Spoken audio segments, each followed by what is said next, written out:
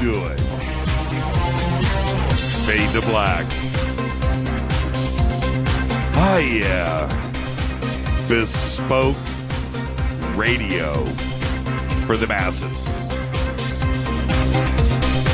It's raining here in Southern California, by the way.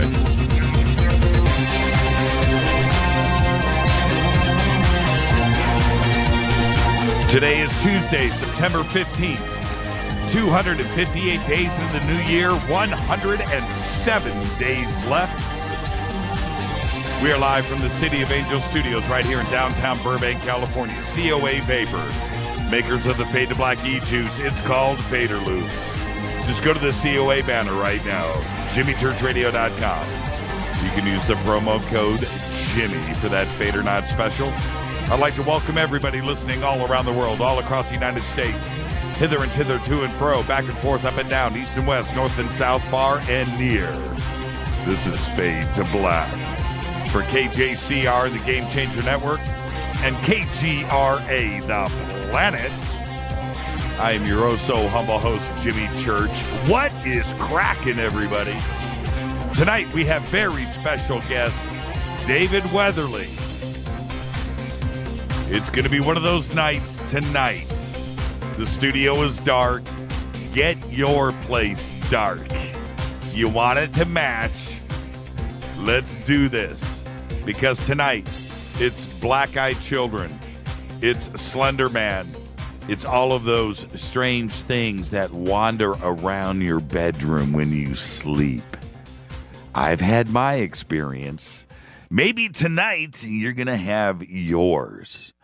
But the one guy that has personally freaked out half of the United States, David Weatherly, is on the program tonight. I cannot wait. We have tried and tried to get David on the show for 2 years. And tonight's the night. Very excited to have David on. I know he's just as fired up. And so there you go. So tonight, David Weatherly is with us. Intruders, his new book. You can go check that out. His website, you can go over to JimmyChurchRadio.com. It's all right there. Just click on David's name. Two Crows Paranormal is where it is at. And tomorrow night, right here, Scott Wolter is back with us. His new show just premiered over the weekend on History Channel, Pirate Treasure of the Knights Templar. 2 episodes, episode 1 and 2, premiered back-to-back. And so Scott Wolter will be on with us tomorrow night. We'll talk about the new show and also some of the other stuff, the loose ends that he made us deal with the last time he was on the show. And I think he did it to me on Coast to Coast, too, as well. Don't forget, I will be hosting Coast to Coast next Friday, September 25th. And the cool thing about that show, it's going to be announced Thursday. You know what? Screw it. I don't care. My guest, Richard Dolan. Richard Dolan will be on with me for the first 2 hours, and then open lines all night. It's an open lines Friday next week on Coast to Coast. So there you go. Richard Dolan and open lines. Tune in, all of you Fader Knots. I should give everybody like a code word, a secret word. So when you call into the show and you actually get through, you drop a secret code word, and then maybe I can get you through. You know what? Oh, I better check with Coast if that is even kosher to do. But I would love one of the Fader Knots to break through. I think one time last year, somebody light this up on Twitter for me. Maybe Skater Lisa's there. I think Skater Lisa got through the Coast to Coast lines a year ago, and that was it. And it freaked me out. I think she freaked out that I picked up, and I believe it was Skater Lisa, right? Wasn't it? Lisa, let me see you tweet in. I think it was you. I think you broke through. All right. Great show tonight. David Weatherly. I am fired up. Coast to Coast next Friday, and then Saturday, well, the MUFON Symposium will be going on all week. Actually, right before the show tonight, literally right before the show tonight, Lee Spiegel called. And he said, Jimmy, man, the MUFON Symposium next week. I'm so excited. I said, Lee, I got a show to do in 15 minutes. Nah, I'm just messing with you. And yeah, so Lee's going to be out there next week too as well. So the MUFON Symposium, when we've got Paul Hellyer, Cheryl Jones, Mark D'Antonio, Lee Spiegel, the entire Mike Barra, Melissa Tittle, the cast and crew of Hangar One, John Ventry, Moss is going to be there. I mean, it's just going to be a great time. And Race Hobbs is coming in. Race Hobbs on his tour bus. I don't know if you know this, but he's got John Madden's old tour bus. And so he's going to be rolling into town. And so the crew is going to be there next week. Chase Kletsky. It's going to be great. MUFON Symposium next week. So I'll be hosting Coast on Friday. And the cool thing is as soon as I'm done, we're packing up the bags, man, and we're heading down to Irvine. So it's going to be a great weekend. And Lee's just completely fired up about it. So it's just going to be a great time. So all of you Fadernauts, come on down, hang out with us. Mike Barra, Lee Spiegel, Melissa Tittle, John Ventry, the Hangar One hangout. Dwight Eklitz is going to be there.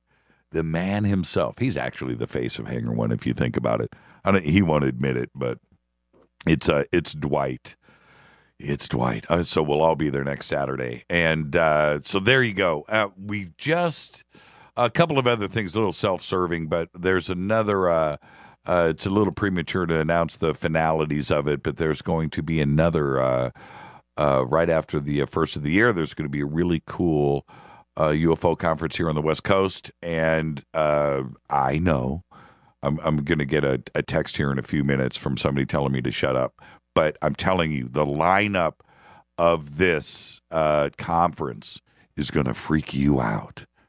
And I think it's all buttoned down. And I cannot wait to start talking about that. I just cannot wait. So enough of that. We've got so many exciting things coming up. Skyfire Summit, too, as well. All right, so there you go. Follow us on Twitter, @JChurchRadio. It's what you want to do. The sandbox is hashtag F2B. That's hashtag F2B, Fade to Black. Get yourself a tweet deck. That's what you do. Get yourself a tweet deck and come and hang out with us. Oh, Rita just told me to shut up. See, there you go. You know who wears the pants here. You think I'm just, I'm the Wizard of Oz. I'm in here in this dark bunker and I'm just flipping switches and knobs and pushing faders and doing my own thing. Nope. That tweet comes in and I just have to shut up. And there you go. All right. Where are we? Let's get the show cracking. Today, one of my favorites, Tom Hardy, is 38 years old. I don't know what it is about Tom Hardy, but I just think he is absolutely one of the best. You guys hear me talk about rock and roll all the time. He was Handsome Bob in Rock and Roll. He was in Band of Brothers. He was in Black Hawk Down. He was in Layer Cake. He was in Tinker Tailor.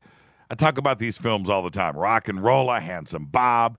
We just saw him, Rita and I, last week in a movie, and with just one of those DVDs that we got our hands on, called Child 44.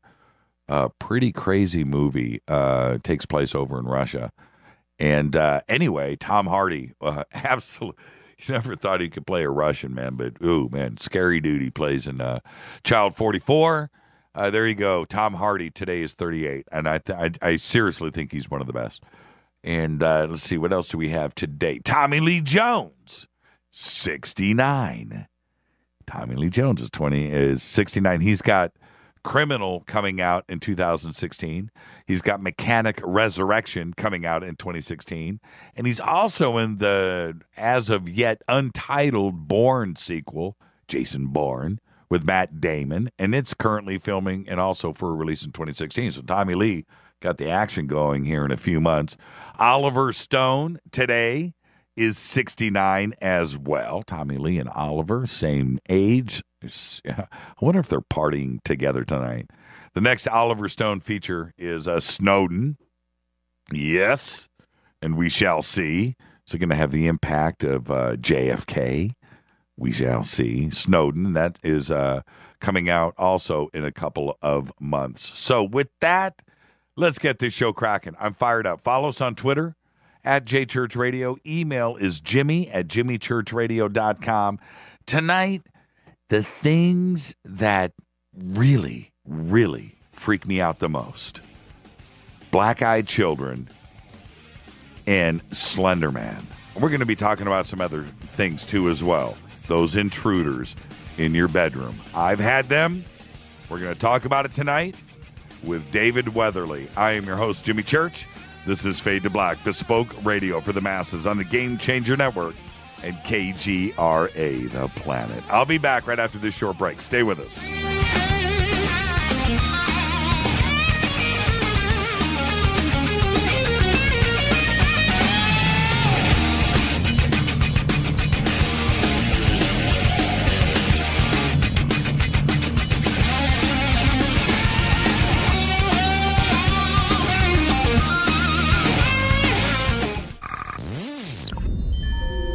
You're listening to Jimmy Church, Fade to Black. Fade to Black will now pause for alien identification. The station that talks the net. KGRA Radio. What's up, revolutionaries? It's me, Jimmy Church. Do you have an IRS or state tax issue?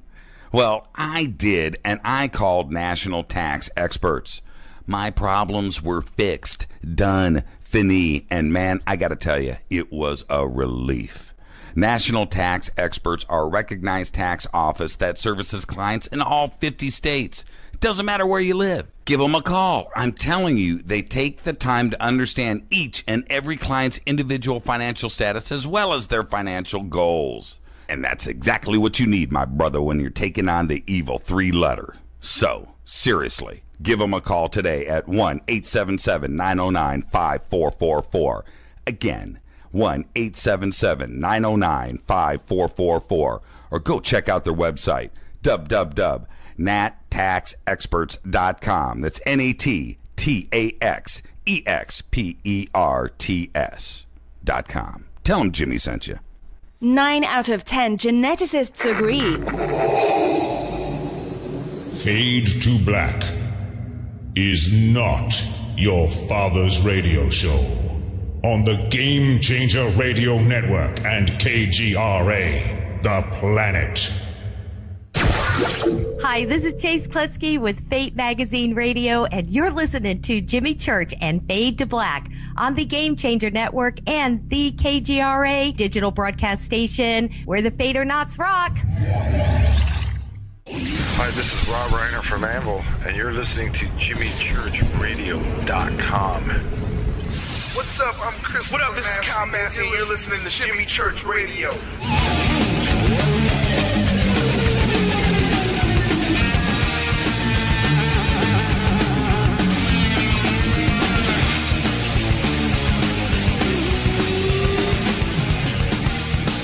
All right, welcome back. Fade to Black. Yeah! Man, I've been waiting for this show for a long time. Tonight, David Weatherly is with us. All those things. When you see movement in your room, you know, you got the glow of the clock radio just kind of barely lighting stuff up, and something just moves. You know what I'm talking about. Maybe it'll happen tonight with me in this studio. David Weatherly is with us. See if we can take some phone calls too. 323-825-5045. I have the feeling we have so much to talk about tonight, but I think it would be cool to take some phone calls. And if you really want to talk to the guy that knows what's going on and you've experienced something, tonight might be the night to break through and speak with David. And I'm just fired up. So, and I'm serious. The studio is dark tonight. On this day in history in 1962, the Four Seasons earned their first #1 hit with Sherry.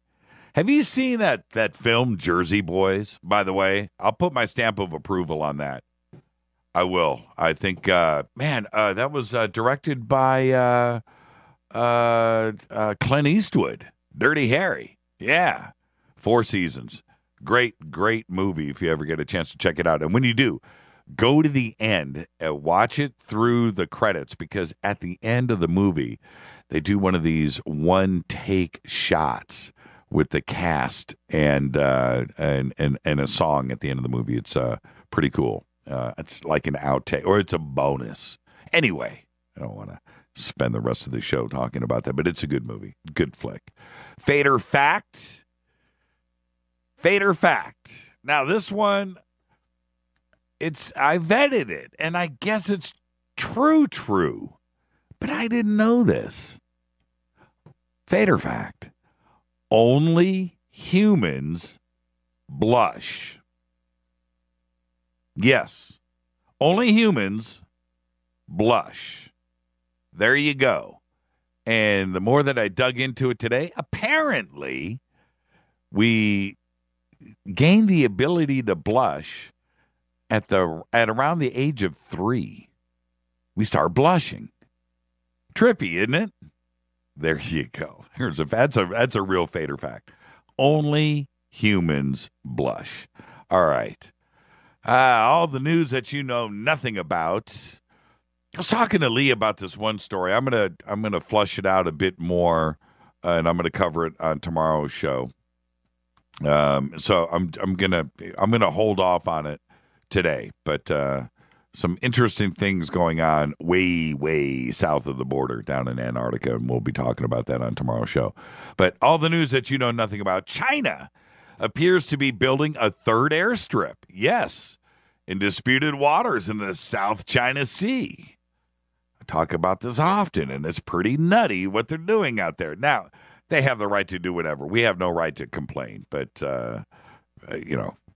so somebody else is attempting world domination, and we're offended by it. Well, whatever. We can't with everything, with all the activities we've got going on. But according to new satellite images analyzed by the Center for Strategic and International Studies, the images were taken September 8th, and they come after China pledged to bring all of that reclamation that they're doing and all of that dredging to an end and to a halt.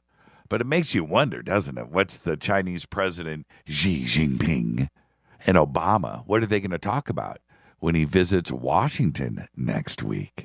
By the way, it is raining here in Southern California, and it has been for about a half a day now. We love it. But right down the street from the studio, tomorrow night is the big Republican debate on CNN, and it is very close to the house.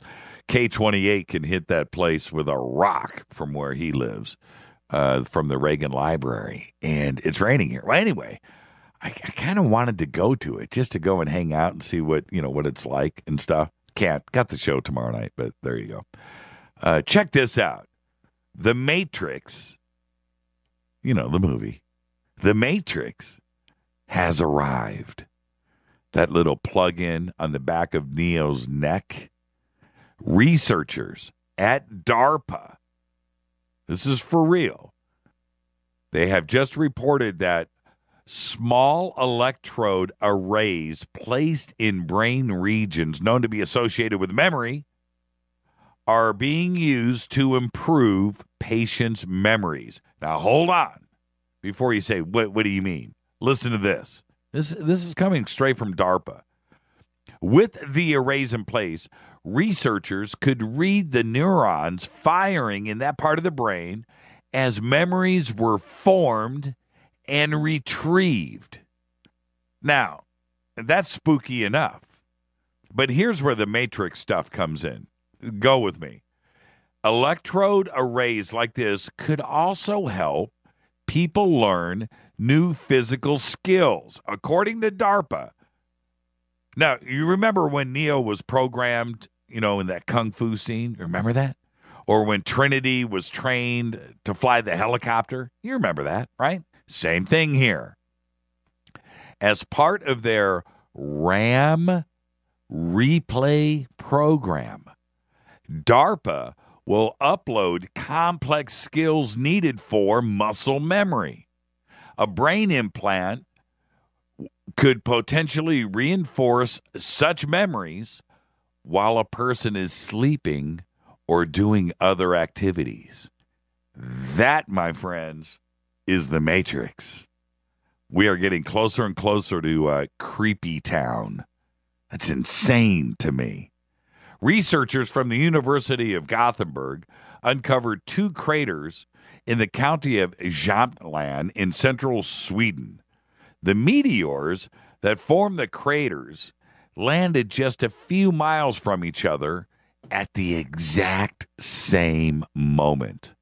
When the meteor slammed into the earth, Jämtland was just a seafloor, about 1,600 feet below the surface of the water. One of the craters is huge, and it measures 4.7 miles across. The other's a little smaller. It's about 2,300 feet, half a mile, across. The craters themselves are 10 miles apart. They landed at the same time. Now, we all know about what's going on right now with September 23rd, September 24th, all of these mad predictions that are supposed to go down next week. We're not supposed to be here next Friday, the 25th. Maybe that's why I'm doing Coast on the 25th. Maybe George just took the night off. But we're supposed to be, there's supposed to be some meteor action. That's supposed to happen the 23rd, 24th. We got the Pope coming in. He's going to speak at the UN. What's going to happen? What's going to happen next week? 23rd, I'm doing a show. Next Wednesday, 24th, Thursday, doing a show. The 23rd and the 24th. I went through about the last week, and I'm reading all of this stuff all over the net. And everybody that's doing these number crunching and the comparison of different profiting over the last couple of thousand years, Old Testament, New Testament, the Quran, Edgar Cayce, Planet X, NASA, everybody crunching these numbers and talking about what's supposed to go down on the 23rd and the 24th. Pretty interesting stuff. And then you turn around and I read this story today out of Sweden. It just made me wonder, they do happen 2 at a time. And we had that meteor that popped through in Thailand last week. Had another one the other day down in South America. So it's just kind of weird, these visible things. The 2 that have been over Russia over the last year. So yeah, pretty bizarre. Let's see what happens. Is Friday just going to be? Is Wednesday just going to be another day? Thursday just going to be another day, and then Friday rolls around and you wake up and go, we're still here. Well, today, Jeff Bezos, the Amazon founder, said that his aerospace company, Blue Origin, is going to be using Cape Canaveral's Launch Complex 36 to take paying passengers up into space by the end of the decade. Blue Origin originally attempted to secure Launch Pad 39A, but that lease was given instead to SpaceX, Elon Musk. So Cape Canaveral is now taken over by privatization. It's kind of nutty, isn't it? And the reason why I bring it up right now, would these billionaires be making these plans for the future if they really knew that, the 23rd and the 24th is all coming to a screeching halt? Makes you wonder.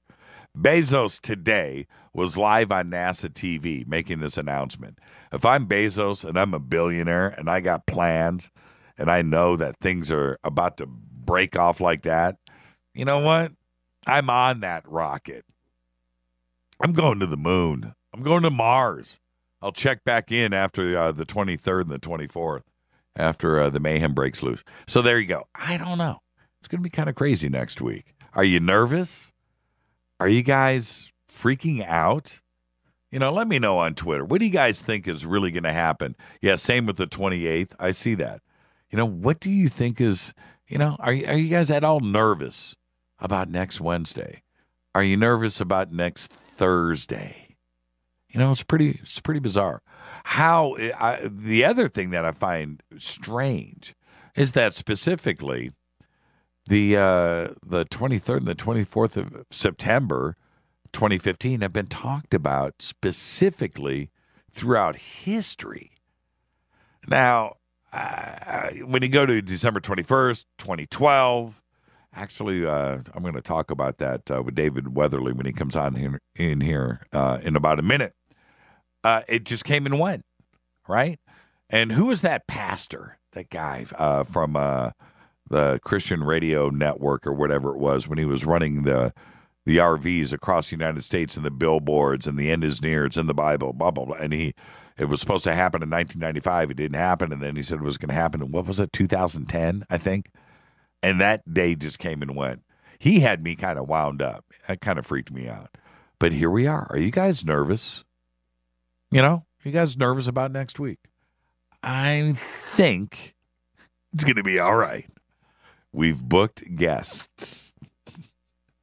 So there you go. Now, but one sign of Armageddon is this next story, and then I'll let you go. Vehicle to vehicle, V2V, and vehicle to infrastructure, V2I, communication is about to happen. It's one of the biggest changes in transportation technology that's going to happen in the next few months. The concept itself is pretty simple. Cars, signs, traffic signals will all communicate to one another over Wi-Fi-like airwaves. And the United States Department of Transportation is rolling out one huge pilot program right now in New York City, in both Manhattan and Brooklyn. Traffic signals will be equipped with V2I hardware, while up to 10,000 city-owned vehicles will be outfitted with V2V. Now, what does this mean? Think about it. Signs are going to be communicating with your car. Traffic signals communicating with your car. You pass up a sign that says speed limit 55 and you're doing 75, Armageddon. Think about it. Do we really need this? Do we really want this? I understand a yellow traffic signal up ahead, but it just may be automatic, man. Yeah, think about it. Your brakes are going to hit automatically. And your in and out double and chocolate shake go through the windshield. Think about that. This is Fade to Black. When I come back after the break, David Weatherly right here. This is Bespoke Radio. For the masses, I'm your host, Jimmy Church. I'll be back right after this break. Stay with us.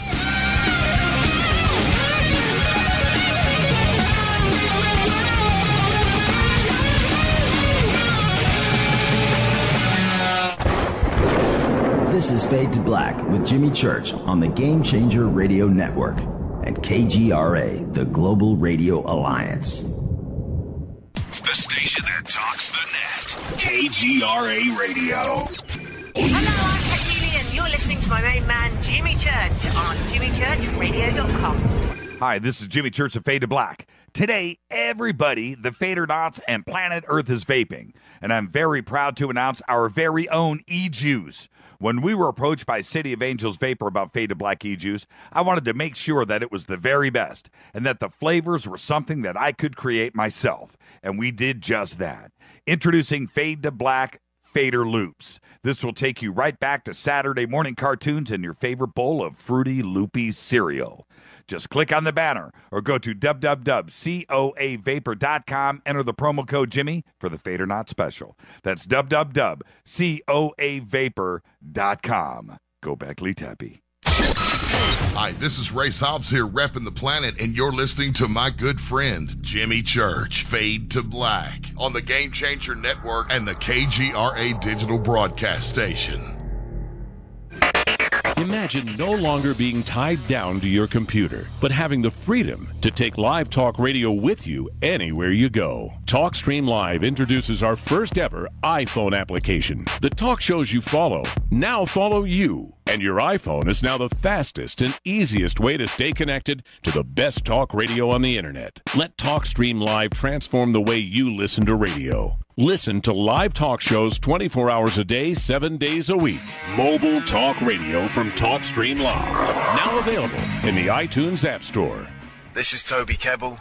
You're listening to JimmyChurchRadio.com. Don't hurt me, Jimmy. I'm only little. Hey, I'm Adrian Grenier. And this is Ari Gold. We're the Honey Brothers. Well, yes. We are of the Honey Brothers. Hey, I'm Adrian Grenier. And I'm Ari Gold. We're the Honey Brothers. And you're listening to Jimmy Church. The Revolution. Attention, all Fade or Not. Studio Dome has a special deal on their SD1 Bluetooth speaker. Just go to jimmychurchradio.com, click on their banner, enter the promo code Jimmy, and you get $40 off and free shipping on the SD1. It's voice activated, comes with a USB antenna, cables, and a carry bag. Never listen to your phone, tablet, or laptop speakers ever again. It's the only way to listen to Fade to Black. That's jimmychurchradio.com, Studio Dome banner, promo code Jimmy. Go Beckley Tepe. This is Micah Hanks of the Gralien Report, and you're listening to Jimmy Church on Fade to Black. Across the globe on the Game Changer Radio Network and the one and only KGRA Radio, The Planet.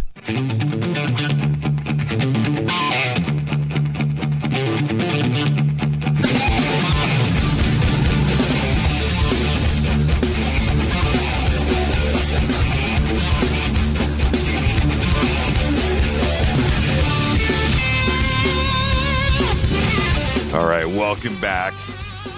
Fade to Black. That's right. I'm your host, Jimmy Church. Tonight, David Weatherly is with us. Tomorrow night, Scott Wolter will be here. He's got his new show that just premiered on History Channel over the weekend, so we'll be talking about his new show, but also all of the stuff that he left us hanging with over the last year right here on Fade to Black. And but tonight, David Weatherly is with us, and as everybody knows on this show, and the fans that have sent email and requested and all of the stuff and Twitter over the last couple of years, David Weatherly. Well, tonight, David is here, and we have a lot to talk about. But he's a paranormal investigator. He's an author. He's a world explorer. For over 35 years, he has explored the world of the strange. He's investigated cases around the country and around the world. He has written and lectured on all topics, including cryptozoology, ufology, hauntings, ancient mysteries, psychic phenomena. He has studied shamanic and magical traditions with elders from numerous cultures, including Europe, Tibet, Native America, Africa. He has been a guest on all of the television and radio programs, Ancient Aliens, Coast to Coast AM, Dreamland, Veritas with Mel Fabregas, and Darkness Radio. David was also featured in Watchers Volume 5. He is the author of Black-Eyed Children and Strange Intruders. Finally, I get to say, welcome, David Weatherly, to Fade to Black. How are you tonight? Jimmy Church, how you doing? Man, it's kind of funny, David. It's one of those things that every time, you and I almost got it together, but but you know what? Tonight is here, and here we go, and I'm just totally excited, man. Welcome to Fade to Black. Thanks a lot, man. It's good to be here. I have to do this, though. I have a disclaimer that I do with all first-time guests, and so you're the victim of it tonight, which is it's just you and I sitting on my couch, friends talking, and wherever we start is we start, wherever we end is where we end, but we'll end as friends. Are you ready? Sounds good, man. Let's go. All right, let's do this. Hey, you know what? I want to start here, actually, David, and you've probably never gotten this question, but I'm going to hit you with it right now. You are not totally, but you are largely responsible for freaking out half of the United States. And I know that you've got people coming up to you all the time going, man, I read the book, I'm freaked out, I've been having these experiences, and man, how does that, do you feel a little guilt, or do you feel like you've exposed something too as well? Oh, I don't feel guilty about it at all. There's no disclaimer on the book or anything, but hey, if, people are interested and want to read the material, I hope they come away from it with questions and, that they'll investigate and explore on their own, because that's really what it's all about for me. I've been pursuing this stuff, most of my life. I started when I was a teenager and have never let it go. So these strange things just really compel me. And, anybody I can share it with that's willing to listen, I think that's great. And, I don't really have an agenda with it either. It's just based on my research. I put it out there, and I'm not trying to convince anyone or anything else. The old adage that you'll never convince a skeptic, and a believer doesn't need convincing. So I just want to put the material out there and see more people ask questions. Have you had something go bump in the night in your bedroom? Oh, God, I've had all kinds of weird stuff through the years. I've never encountered the black-eyed children, but plenty of other things. I investigate a lot of very strange places, haunted locations, places that are purportedly, cursed and so forth, and locations that a lot of people just won't go to. And that's, I just thrive on delving into that stuff. So I think, anybody in this field should approach it with some kind of personal spiritual protection. And, I have things that I do personally to, sort of put the barriers up, so to speak. What were your parents like growing up? I know my mom was just totally out of her mind in the best ways. She was, she was totally great, and she allowed me to look at the world with another set of eyes, and I just grew up like that. What was it like for you? Were your parents, fundamental in the way that you look at the world today? Oh, I was, yeah, definitely. I think anybody's parents are, regardless of how they are raised or respond to them, because you're either, forged in the fire or nurtured in some way, right? Sure. And, for me, I was a pretty stubborn kid. I've got, virtually grew up as an only child because my only brother was 10 years older, so he was, well moved out by the time I started really delving into this kind of stuff. And, my dad was a complete skeptic. He was the one that anything happening, it's the wind or it's this or that. So it just made me more determined to explore the mysteries of the world, and that's really what I latched on to and just kept going. Well, everybody has one event in their life, that epiphany, that thing that happens that, causes you to drive the car off the road, so to speak. And what was that one event for you? It was kind of a couple of unusual things. I grew up in a very rural area of North Carolina, and I can remember being pretty young and finding von Daniken's Chariots of the Gods in like a drugstore or something, and reading that and thinking, wow, this is really, out there, and was just very compelled by it. But I think the real key turning point was we literally lived down in an old dirt road, Jimmy, and this elderly couple came and built a house close to ours, and I started going and visiting this woman, and lo and behold, she turned out to be a spiritualist. Oh, no kidding. And she was probably the only one in eastern North Carolina at that time. This was the 1970s. And, of course, this is like kind of mind-boggling to me. She's talking about seances and table tapping. And, I'm asking her all these questions every day after school. And then one day I go over. She's sitting there reading Fate magazine. And you guys are, most of your listeners probably know the old Fate, the digest-size Fate magazine. It's been around since like 1947. Yep. She's reading this magazine. I'm like, what is this? And she says, oh, it's Fate magazine. It comes out every month. And I picked this thing up, and my God, here's like articles on Bigfoot and a haunted castle and, psychic phenomena and all this stuff. And that was mind expanding. And the kicker was, of course, she says, we make sure you visit after school tomorrow.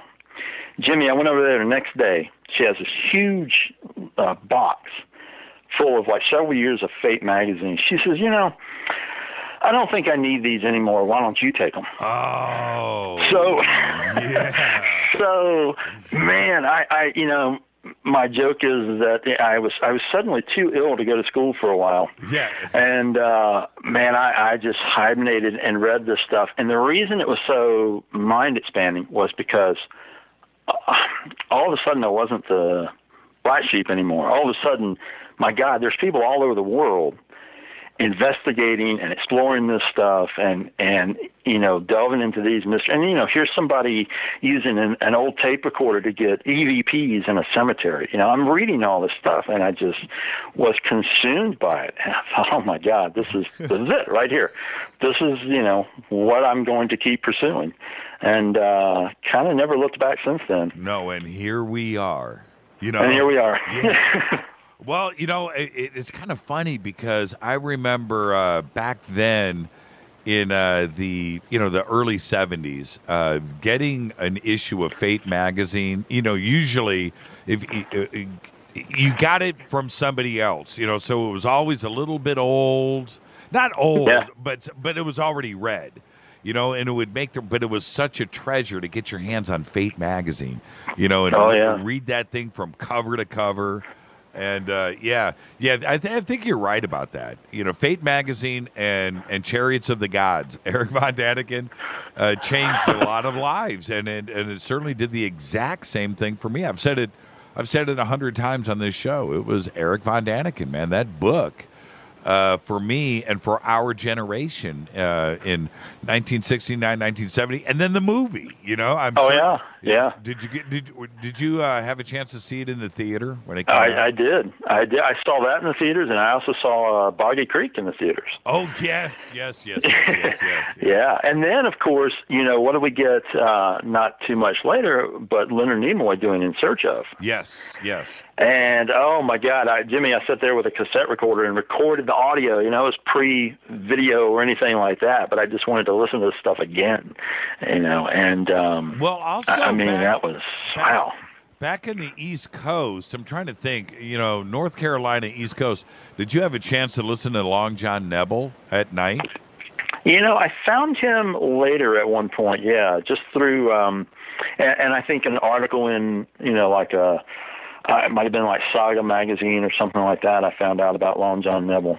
Did you? And when I was in high school, I actually worked on the Outer Banks of North Carolina for a while, and ended up finding there was somebody had a radio down there that would pick this thing up, and that was pretty cool. Yeah, exactly. Did you have a late night talk show? When you were a kid, 10, 11 years old, was there some crazy guy on AM radio that was doing that overnight thing? Not real, nothing like that. Right. Certainly, and not until I found Long John, at some point, and was able to pick up some of his shows. But no, there wasn't anybody else. Now, you had said, let me look at the studio clock here. Okay. You had said that you did have a couple of experiences in your room. Was this when you were young? And what happened? I'm going to share my experience with you in just a second, and I want your opinion on it. But did you have a visitor in your room when you were younger?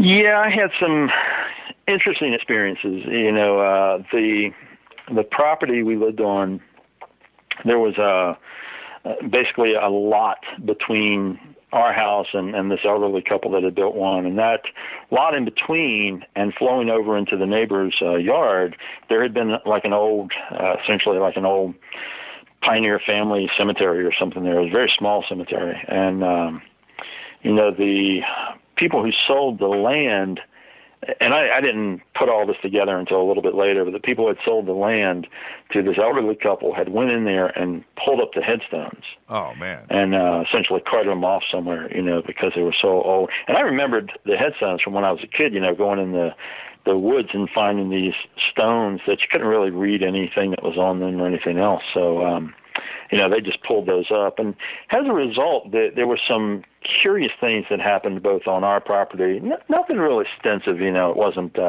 really crazy or anything, but just a few odd occurrences that happened. But this elderly woman who lived in the house, she had, virtually poltergeist-like that activity going on in her house at one point, and bizarre things that I witnessed in there, and doors slamming, and a really weird incident with her cat essentially being thrown out the back door, and I was in the house at that point, and we heard the we saw the cat approaching from the kitchen into her utility room, essentially her laundry room.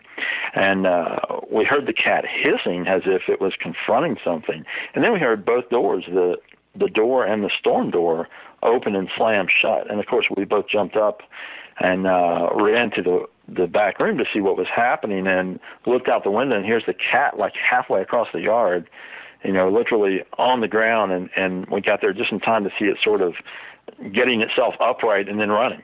Now, and, this was the Fate magazine lady? Yes, it was.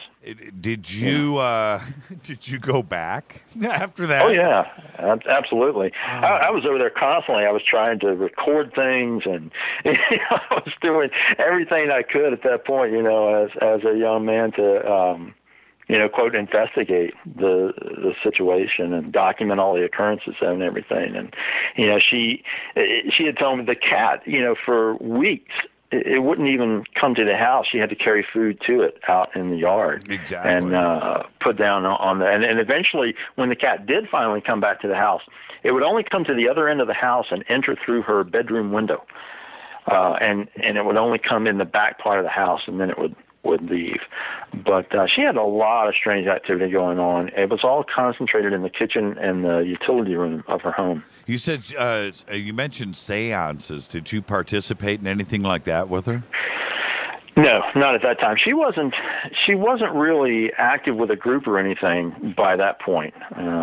She had sort of had a solitary life, by then. They had moved to the area in North Carolina where they could just sort of retire. And she certainly had a lot of contacts and a lot of knowledge, but no, she wasn't actively doing any of that at that point.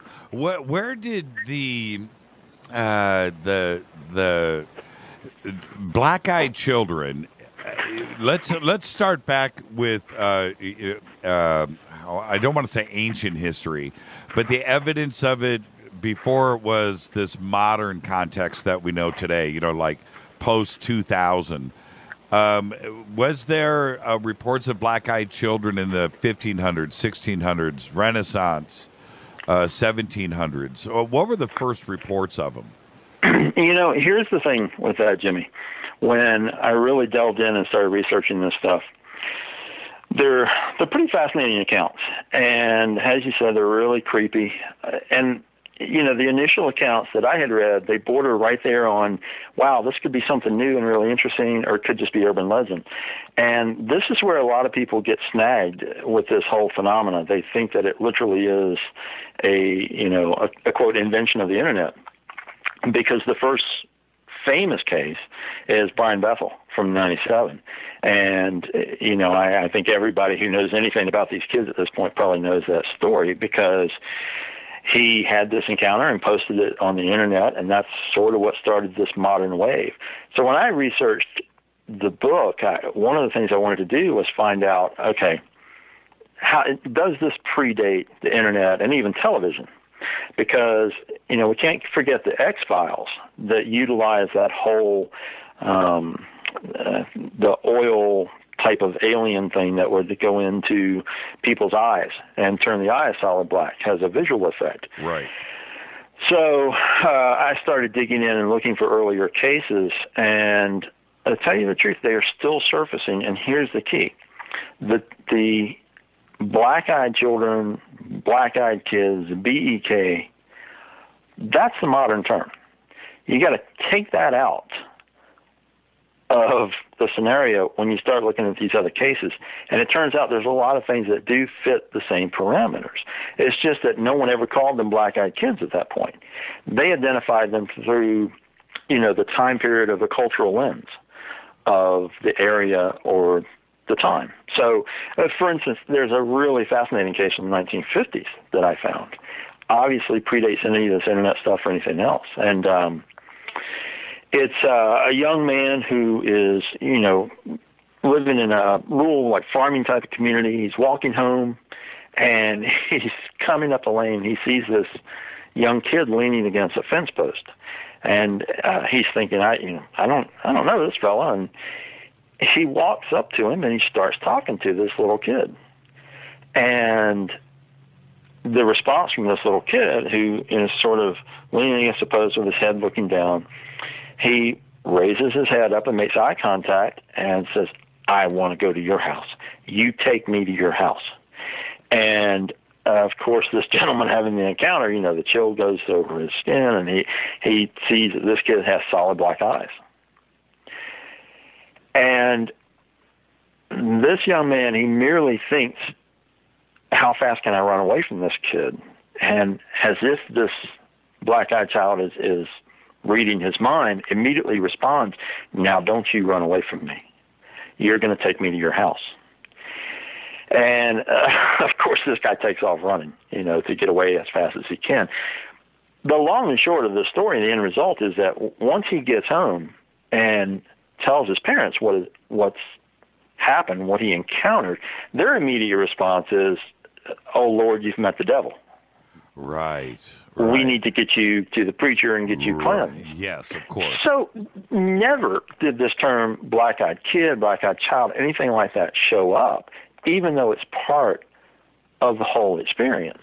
Because that's not how people weren't hung up on that one thing to identify it. And there are a lot of these cases that you can go back and find where they end up being identified either as something demonic, if it's, more religious or spiritually centered people, or in some cases identified as alien. And we're going to talk about that too, but the wanting to go to the home, the invite me, take me inside of your home. If this was happening in 1950 in this report, it's the same approach that these children are using today. Exactly. That's interesting. And when, as you have investigated, how consistent is that? The invitation or the wanting to be invited? It shows up a lot. It shows up in the bulk of these encounters that they want to be invited. They want to be let in, either to into your car, your home, your place of business, something. When there's a verbal encounter, because there are a few that there aren't, where there's not a verbal exchange.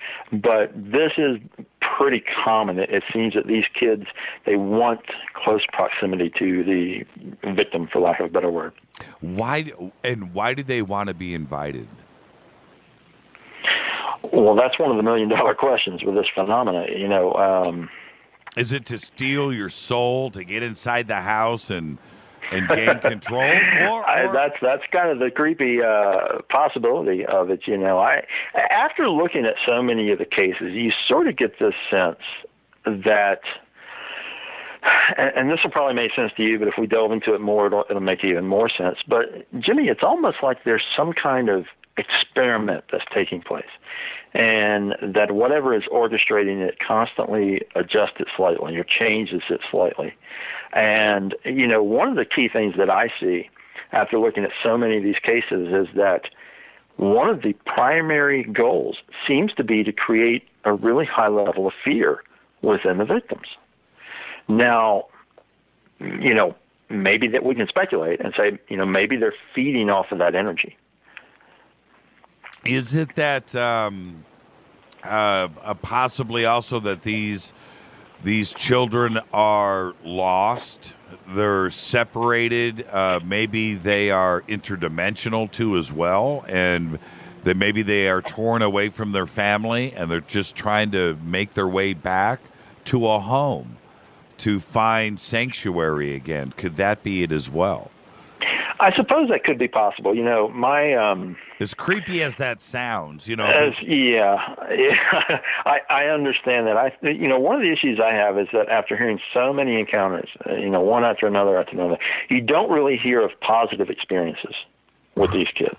Only on rare occasions do you hear of, somewhat positive results from the experience. But for the most part, they seem to be very, very negative encounters. I personally think that they are something interdimensional just because of the way they show up and the way they vanish so suddenly. What's the advice? Oh, we're going to be up against a break here, but what's the advice? Do you say no? Do you walk away? Do you shut your door? What's when somebody has this happen to them? What's the advice that you give? That's for me. I'm the guy who chases everything, and I got to tell you, I don't. I don't know what to tell people about that. I can tell you that in most of the encounters, that the level of fear goes so high within the victims that they really react on autopilot. They just want to get away from these kids when the encounter starts to happen. So, most people do end up slamming the door or driving away from them or just getting away in whatever fashion they can. Have they shut the door and then done what I wouldn't do, but maybe open up the door and then go to see where the kids went? Oh, yeah. There's cases where, people will slam the door and they'll sort of compose themselves or they'll look out the window and they see these kids are gone and, they open the door just as a reaction, right? Because you just slam the door on someone, you look out the window, there's nothing there and you're sort of on autopilot thinking, wait a minute, what happened? Automatic reaction is you open the door and look out and say, wait a minute, what was out here? Where'd they go? And where do they go? Exactly. Oh man, let's take a break. I'm like I said, Dave, my studio is dark right now, and I just love getting freaked out. I can tell tonight I'm gonna have some good dreams. Let's take a quick break. Tonight, David Weatherly is with us. I'm your host, Jimmy Church.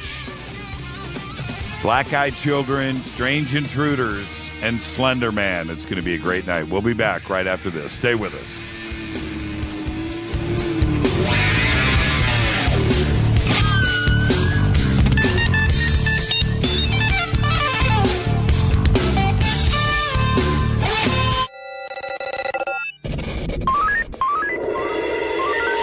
Way out here, we listen to Jimmy Church.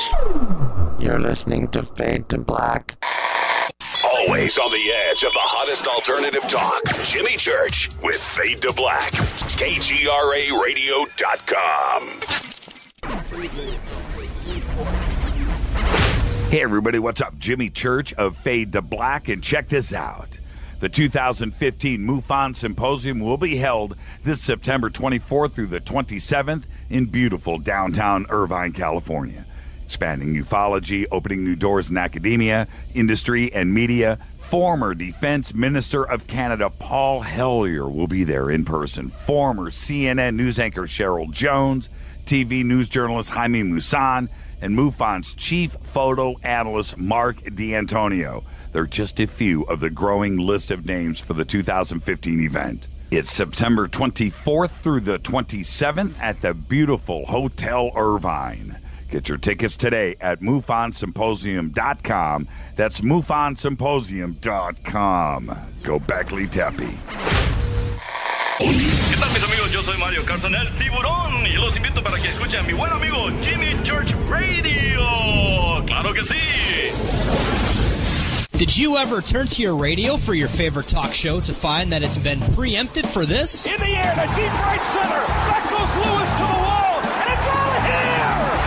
Or this? And I'm ashamed of you, Hillary, for voting for it. Do you have a favorite talk radio program that's not available in your city? Just go to TalkStreamLive.com for links to the best streaming talk radio shows. At TalkStream Live, you will find live talk shows 24 hours a day, 7 days a week. All your favorites are here. With such a large selection, you will also discover some new favorites. On the go and still want to listen? With the mobile smartphone, simply type TalkStream Live on your internet browser. Now you can take internet radio with you. You will also find hundreds of music, news, and sports streams. Best of all, the TalkStream Live directory is free and there's never a login required. Remember TalkStreamLive.com, the fastest route between you and your favorite talk radio show. You are listening to Fade to Black with Jimmy Church on the Game Changer Network. Oi, oi, I'm Reese Evans. You're listening to Jimmy Church. This is Revolution. The revolution will not be televised. The revolution is on radio. Ciao.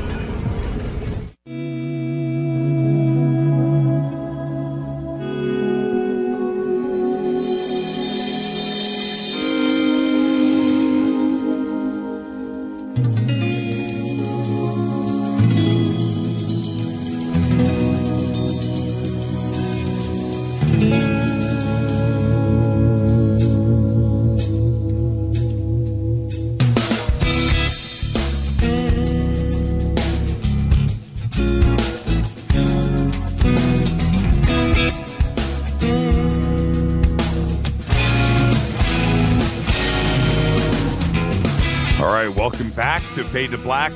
Want to remind everybody, tomorrow night, Scott Wolter will be here. And his new show that just premiered on History Channel over the weekend. But tonight, it's David Weatherly. Strange Intruders, Black Eyed Children, Slender Man. We're going to try to get everything covered tonight. David, one of the things that I have to wonder about, do people attract the Black Eyed Children? Are they making a mistake? Is there something that's going on in their lives that would cause that strange knock at the door? Oh, you have to do the knock for me. Do the knock. I don't know if you can hear it, but it's...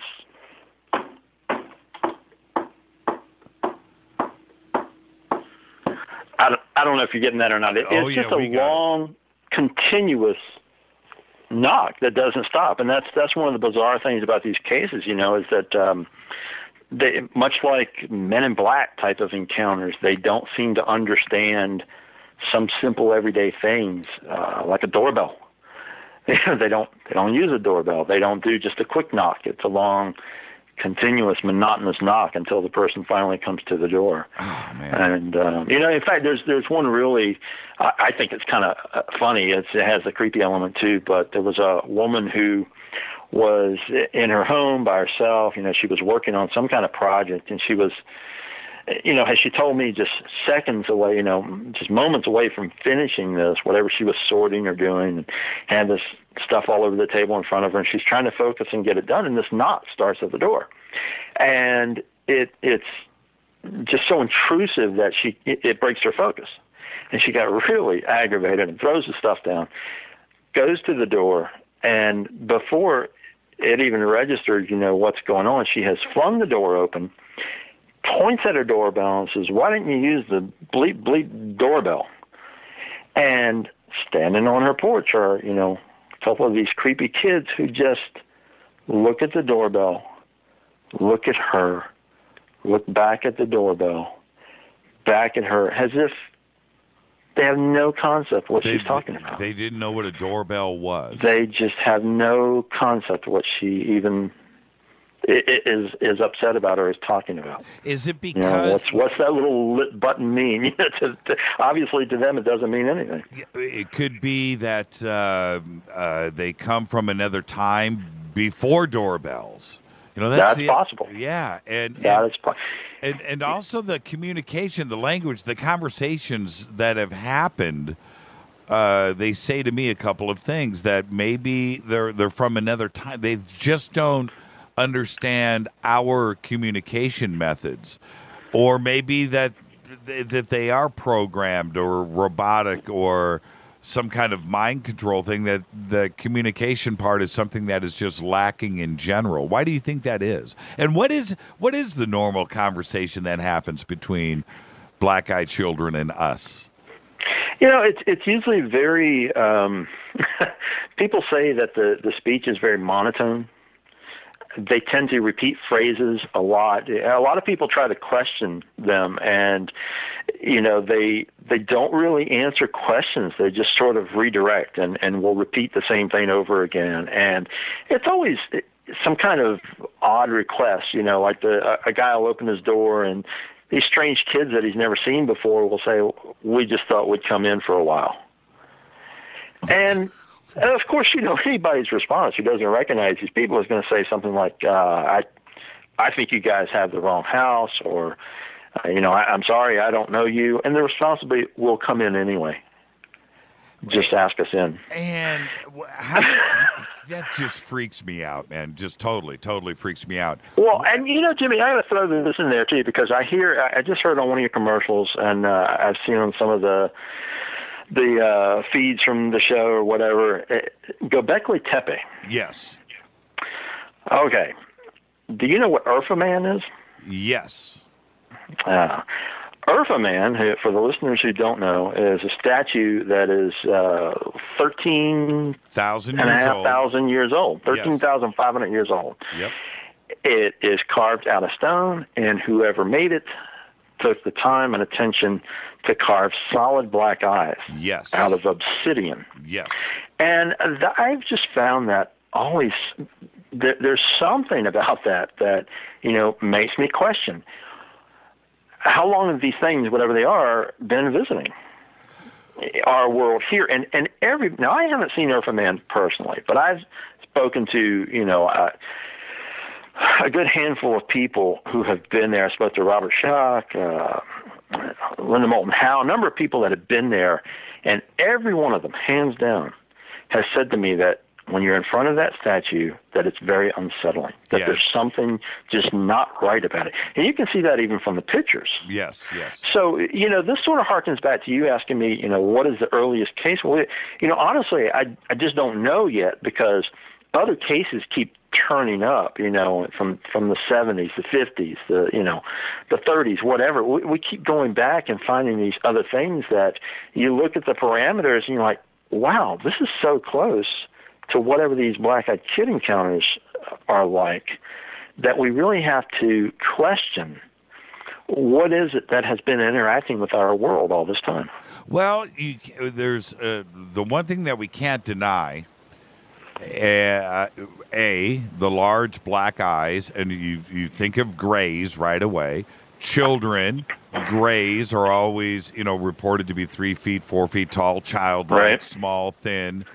And the reports of grays, it goes back forever. It's not a modern thing. Could it be that it's the grays and the black-eyed children are one and the same thing, as crazy as that may sound? It is a possibility. It's a possibility that whatever these things are, they're somehow taking this form, or able to adapt this form in order to attempt to interact with people for whatever reason. Is there a medical, some kind of anomaly, some kind of freaked out disease or something that would cause black eyes?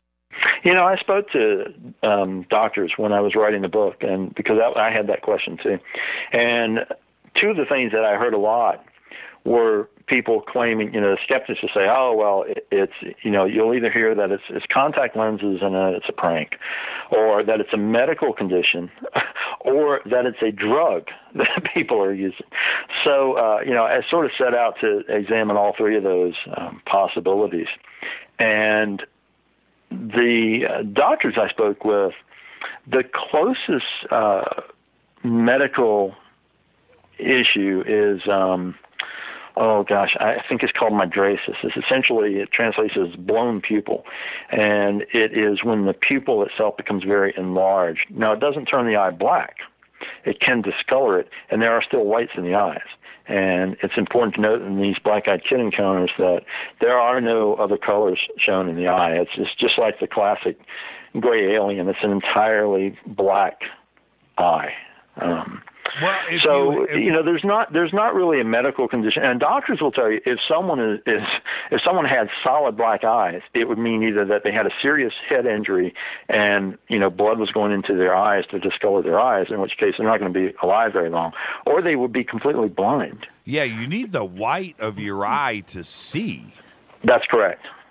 That's correct. It's how the light interacts with the eye to allow us to see. So there's not a disease nor is there a drug that discolors the eyes in that way. So if we have a black-eyed child at your front door with black eyes, he either can't see you, or dude is a ghost, or is a bad situation, is what I mean. Right. And what happens when I'm just freaked out right now. When you invite, you go ahead and you allow them to come in to your house, what typically happens next? There's not many cases where this is reported, and when I was writing the book, I was only able to follow up on a couple of those. The one that was really the most impressive and the most unsettling at the same time involved a woman who was coming home from work. She had her 10-year-old son in the back seat of her car with her, and she pulled into a convenience store. they live in a small town, so she's used to doing this a lot of times. You know, I know a lot of people would have issue with this, but she leaves her child in the car. She jumps out. She runs into the convenience store to grab, milk and bread or whatever. And she comes right back out. She's on autopilot. She jumps in the car, tosses the bag in the seat, turns the engine as she's looking up in the rearview mirror. And when she does, here's this black-eyed kid staring at her in the rearview mirror. Oh, man. He's sitting in the middle of the back seat in physical contact with her son, who's sitting directly behind her. And she has an automatic fear response. She jumps out. She opens the back door and yanks her child out and rushes back into the store. And she, the clerk, of course, rushes from around the counter, and he's asking what's wrong. She sort of stutters and stammers that somebody's in her car. And he rushes out there, and there's not a sign of anybody, to be seen. No one in the parking lot, no one in the vehicle, nowhere. So to try to shorten this, what's a very long account, she ends up calling her husband, basically demanding that he come up to the store. And she doesn't explain to him what's happened at this point. They switch vehicles. The husband takes her vehicle, heads for home. He's in an accident and totals the vehicle. The last thing he remembers is a foul odor, and then he blacks out. So he makes it through. He just has minor, like a minor concussion and just some bumps and bruises. But her son, who had been in close proximity to this black-eyed child, becomes ill. And the weird thing about this, Jimmy, is that the doctors can't figure out what's wrong with this kid, because every time they think they have it figured out, his symptoms change. Did he fall ill like the next day? Yeah, it was pretty immediate. Right. He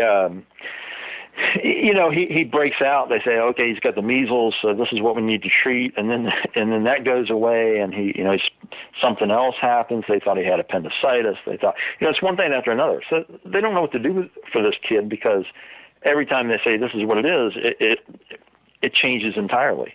And the family ended up taking him home and just, eventually called friends and neighbors and so forth and started having a prayer visual around this child. And he did eventually recover. You were asking earlier something that I didn't address, and this sort of ties into that. And that's that whether or not people somehow cause these experiences to happen, I don't know. I can tell you that there are very, very few commonalities between the victims of, who experience these black-eyed children. There's a wide range in the age, the religious background, their ethnic background, everything. But a couple of things that are consistent is that, one, a large number of the people who encounter these things work in some kind of a position of authority. So a lot of law enforcement, military, doctors, which we sort of see as authority figures, those types of fields. And another thing that I find very frequently in these cases is that it's often people that have essentially tell me they have strayed away from whatever their spiritual practice was. What happened with the son? Did the child come up and knock on the window? Did he communicate with him? How did the black-eyed child get into the SUV? Sure. So what happened with that was when the mother questioned the child, she was very unnerved, and she was trying not to exhibit this to her son, because he wasn't freaking out. He was acting completely normal at the time. And, when she initially took him home, before she even knew her husband was in the accident, I believe, she's talking to her child, and she's saying, who was that boy? Do you know him from school? And the kid's response was, no, Mommy, I don't know him. She said, well, why was he in our car? And her son's response was, well, I asked him to get in, Mommy. I thought we could go to my house to play. Man. So, here's the, quote, innocence of a child who doesn't see anything wrong and just thinks that here's a potential playmate. So, I'm going to ask him to get in and maybe, go play video games or whatever, and look what happens. I had, yeah.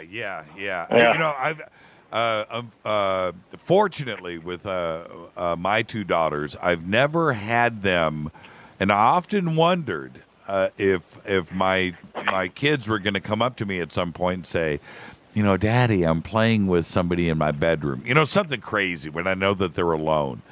I never had that experience, but I did have my experience, and this is going to lead into a couple of other subjects. But this is what happened to me. I was asleep. I woke up. I was in a nightmare-like situation. I woke up. My heart was, racing. And I could see I was living alone at the time, and I could see I couldn't pick up my head, but I could look down at the foot of my bed off to my right, and there was something standing in my room, and it was off to the right, off a few feet from the corner of my bed over by the sliding glass doors, and I could see him standing there. And I could see his eyes. I could see him from like the waist up, shoulders up, and his head. Because I couldn't pick up my head, I couldn't see his feet, but I could see what I could see.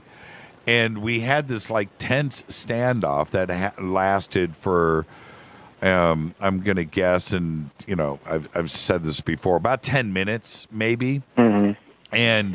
And this thing, and I could see him blink. I could see that a couple of times, and it was like this standoff, this thing. But I was waiting for something to happen, and it never did.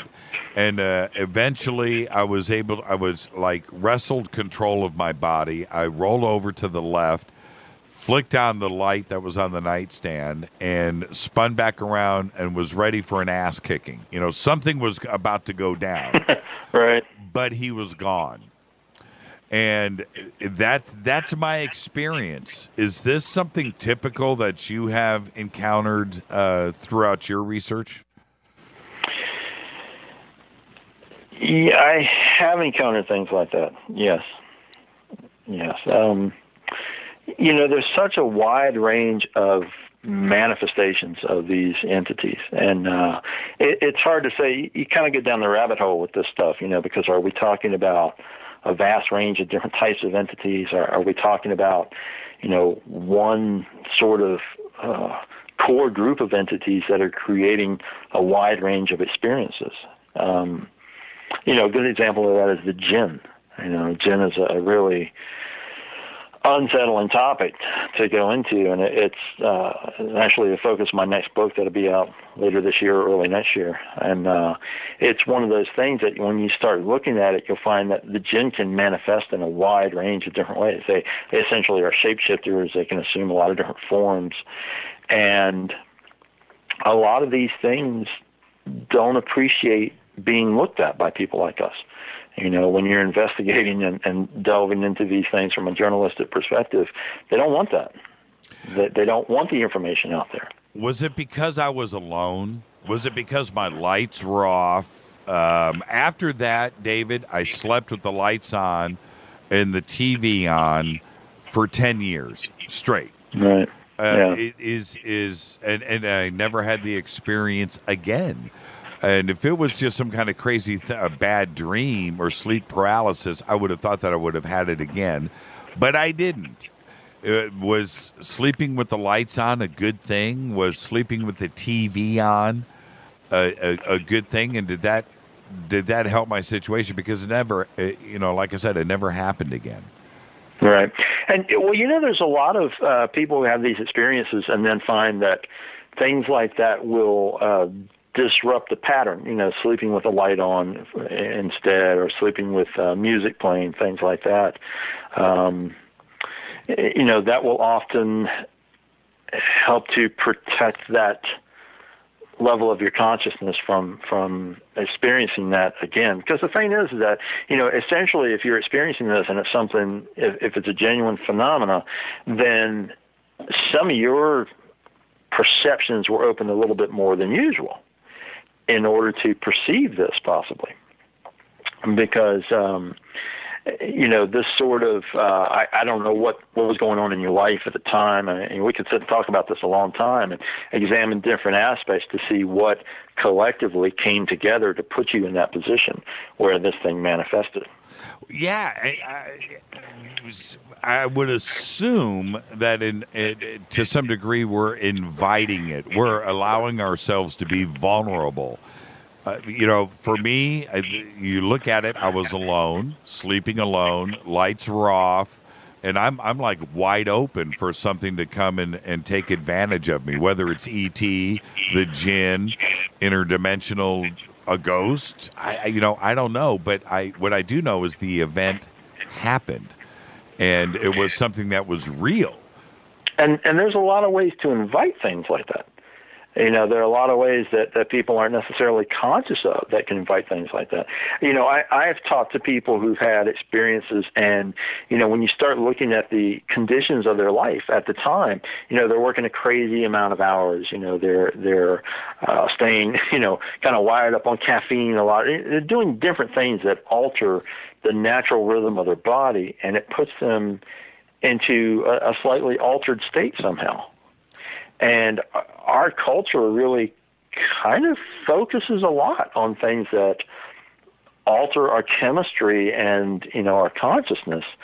There's a Starbucks on every corner. Well, all that caffeine, it does something different to the body than what is natural.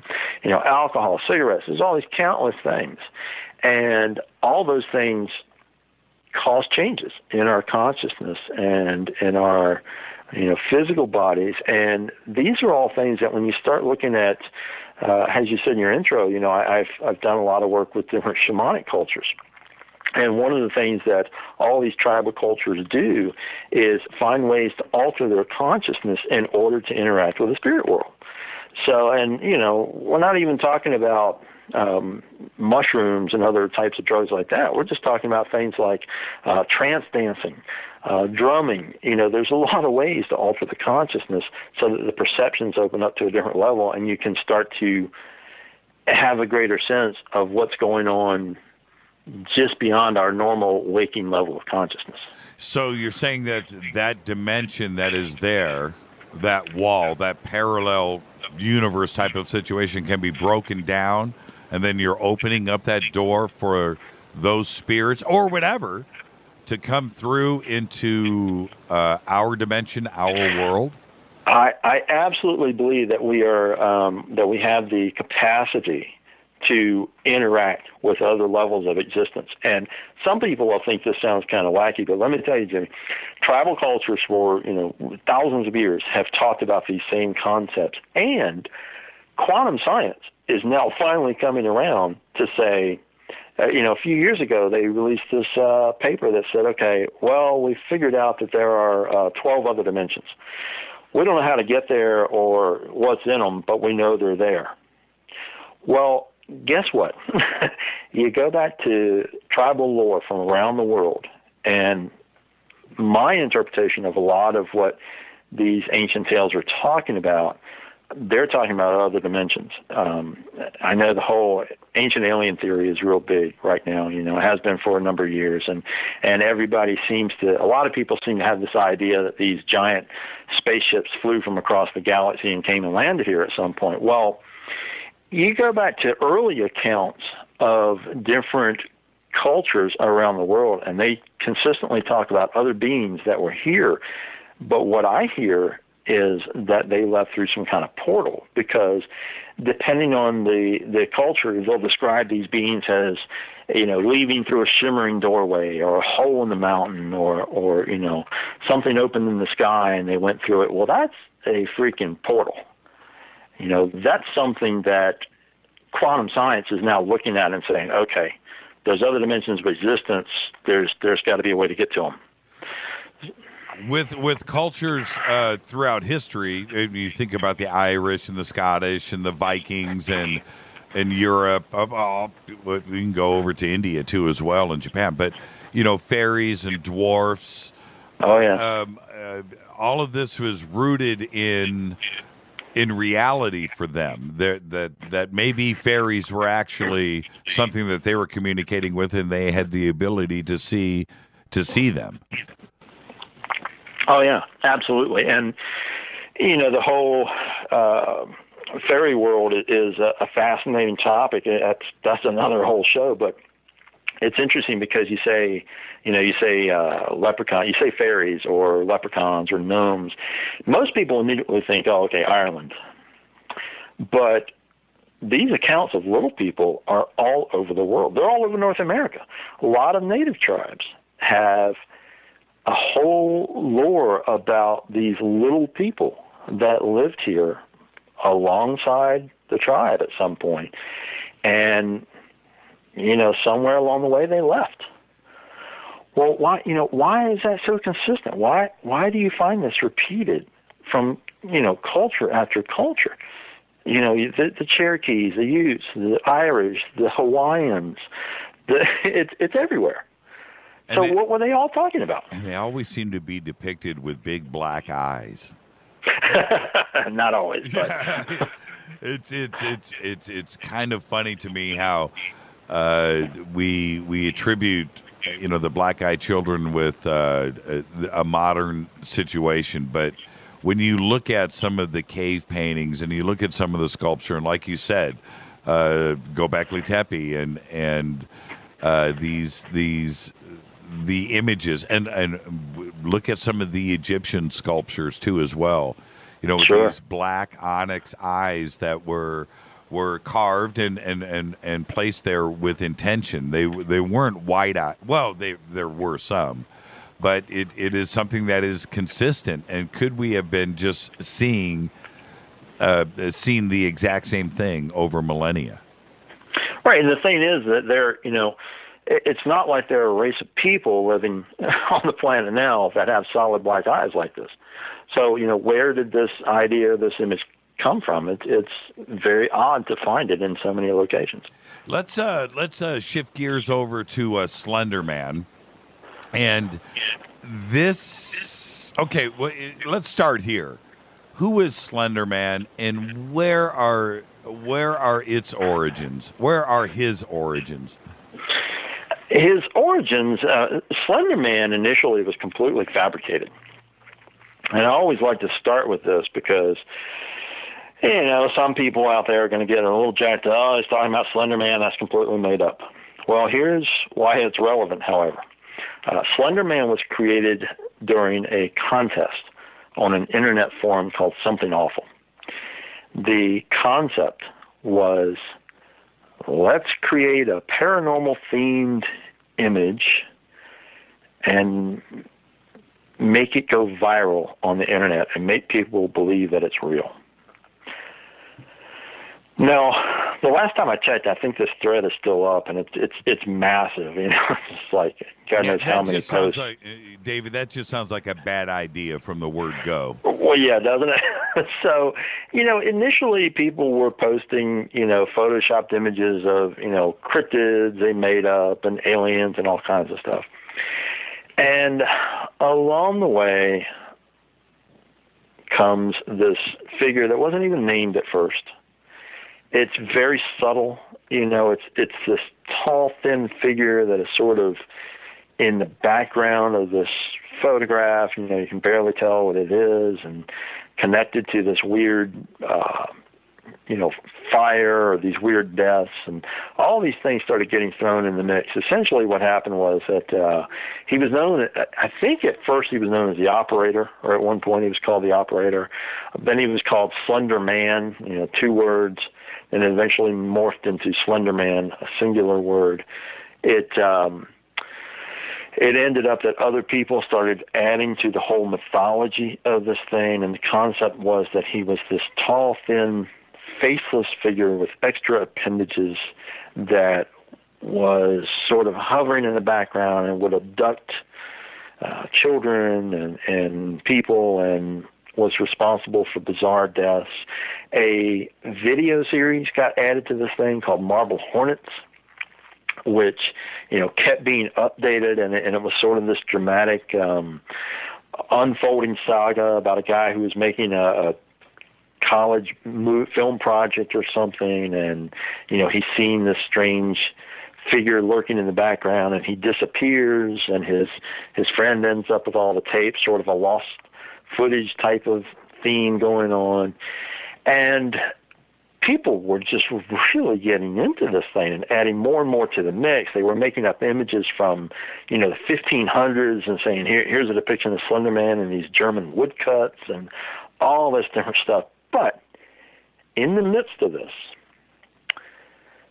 people independently started believing in the Slender Man. So really, the challenge was sort of successful because, this sort of went through the grapevine and people started hearing stories secondhand or whatever and saying, oh, yeah, this thing is real and, I've experienced it. And then, things like Coast to Coast AM, George Noory got panic calls one night from someone who claimed they had encountered Slender Man. And it just kept going and going. And it became, I found it very disturbing how much energy was being focused into this thing and how many people began to independently report encounters with this thing. And again, this is another one of those things where we can go down the rabbit hole, Jimmy, because, I've interviewed people who are absolutely, they're completely believable. They are absolutely convinced that they encountered something that they identify as a Slender Man, some bizarre figure or entity that harassed them or tormented them to some degree. And the question becomes, how much reality are we dealing with here? Are these people being so affected by hearing this so much that they're fabricating it? Or is there some other entity who's sort of riding the wave and manifesting as the Slender Man because it's now become, a sort of almost a pop culture, creepy icon that's out there? Or an even more disturbing possibility, are we creating this thing ourselves through the collective consciousness? Yeah, all of that, millions and millions of brains, all of that brain power, all of that energy, so focused on a singular image, exactly right. Could we, as terrifying as that sounds, we're the ones that created, it's real, but we created it. And all of these computers and the EMF and all of the power that is behind it, the image is there, and then it's just boom, it's created, and now it's part of our reality. That's right, and it became even more disturbing, I think. I gave a series of lectures on the concept of tulpa. And tulpa is a Tibetan term and essentially is an entity that is created from pure thought, fully into physical form. I was giving a series of lectures about tulpas and essentially warning people, we need to watch this Slender Man situation because we have so many thousands of people sending energy into the idea of this thing's existence that, we're apt to see more encounters and more problems arise from putting so much energy into something so negative. And lo and behold, a few months later, we had this tragedy in, Wisconsin, with these two 12-year-old girls that attempted to murder a classmate in tribute to the Slender Man. And I know that you've stayed with that story. So who were the two girls? They lured one of their classmates into the woods. So tell us about that. And were they communicating with Slender Man? Was Slender Man telling them to do this? How did it happen? There's different, there hasn't been a whole lot of information about the girls themselves because obviously they were underage when they committed the crime. They were both 12 years old, and they had somehow developed this belief that if they murdered this girl as a sacrifice, that Slender Man would come and take them away to a mansion in the forest where he lived, and that they could, dwell there with him. So they lured this other girl into the woods and attempted to kill her, and they stabbed her some ridiculous amount of time. I can't remember off the top of my head how many times they stabbed her, but miraculously she survived. The two girls, of course, were arrested. The victim did survive, and it was just announced in March. The whole thing about the trial came up, and the court ruled that these two girls who had just turned 13 would be tried as adults.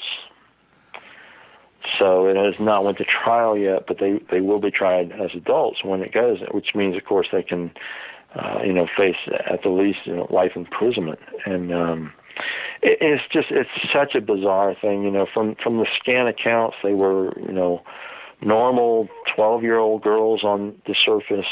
Why in the world they developed such a bizarre idea about Slender Man, I just couldn't tell you. What happened with the internet and Slender Man around this tragedy? Did Slender Man slow down on the internet, or? Oh gosh, no, it spiked even more. It got even more attention, and because it was in the media everywhere. It just sort of went through the roof with how many people were seeking out information and, reading all about the Slender Man. And, with creepypasta, and I know that you must, check out creepypasta as much as I do. I thoroughly enjoy it. Some of it is really good. Some of it is right? Right.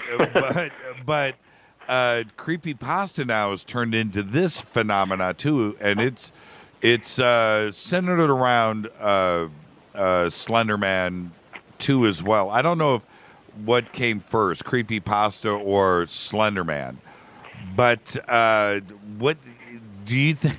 I guess the advice is this: do you go and would you tell your friends to go and listen to creepypasta and some of these stories on the internet and go and check this out? Or are you in danger of attracting something like Slender Man in your bedroom because you go and listen to creepypasta when the lights are off?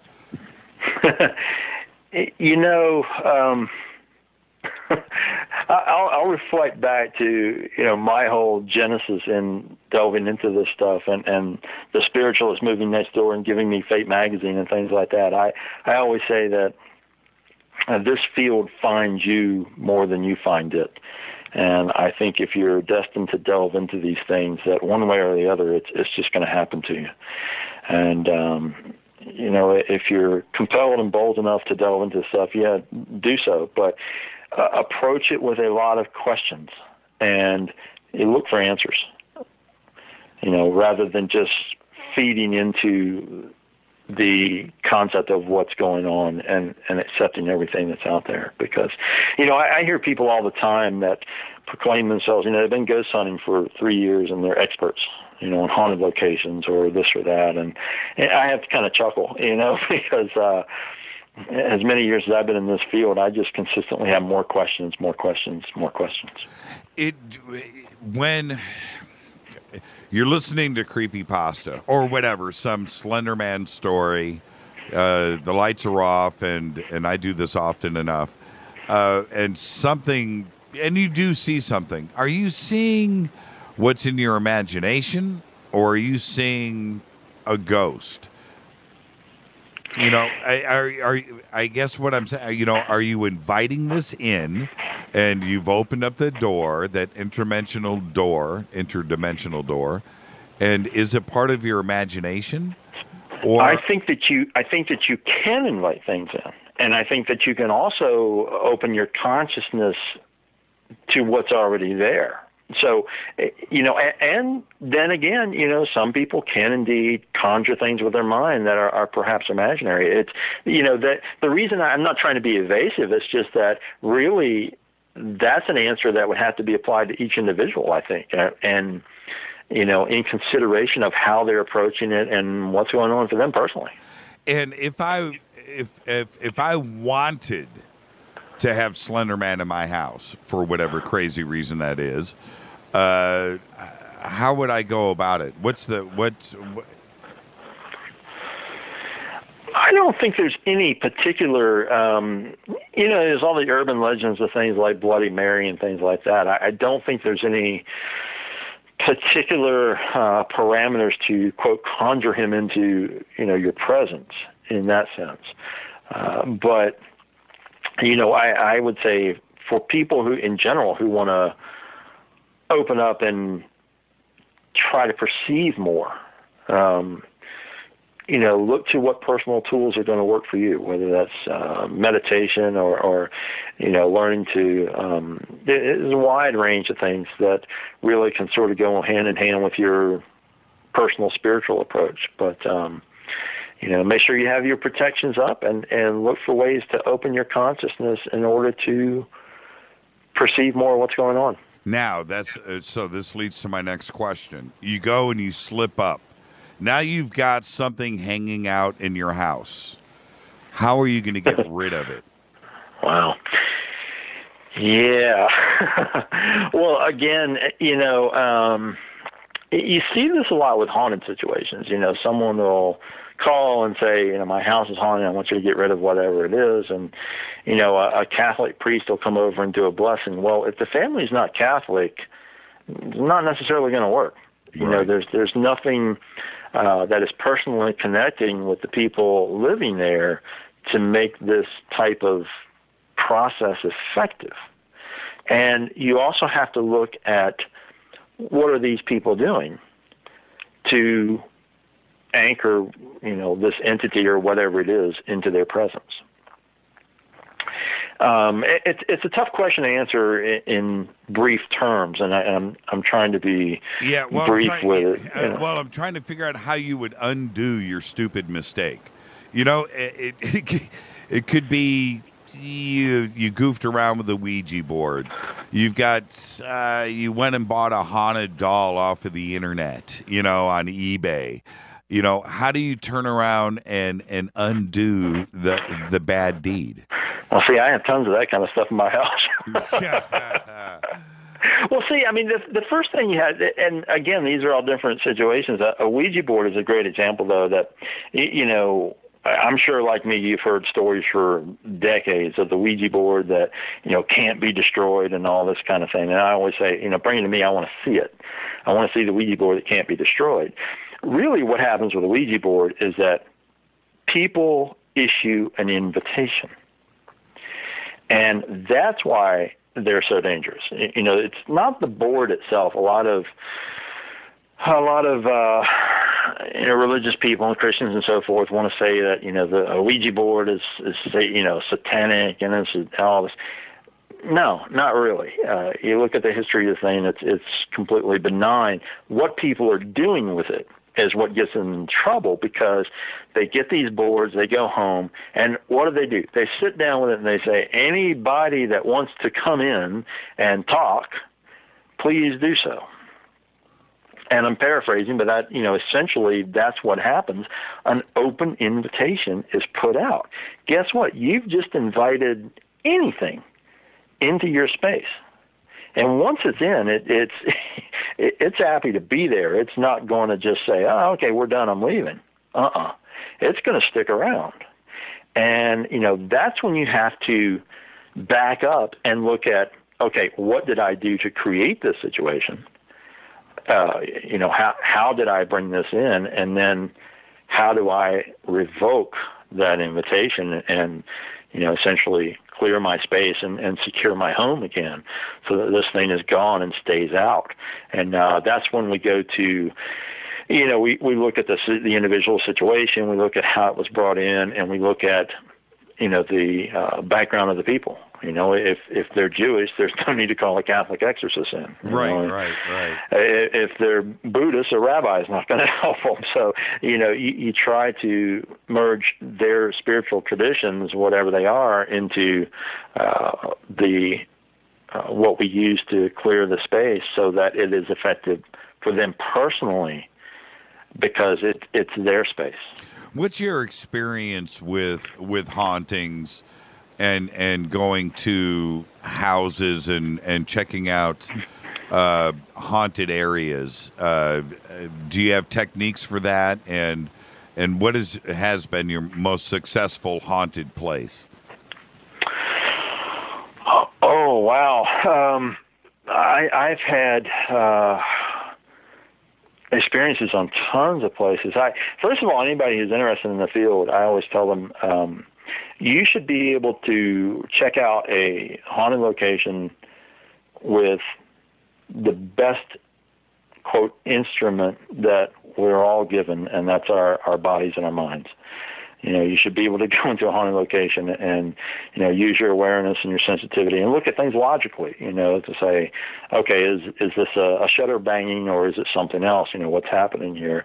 I think people have gotten so focused on technology, and don't get me wrong, I love the tech side of things and use a lot of that stuff, but be able to do it without, and I think you'll be better doing it with.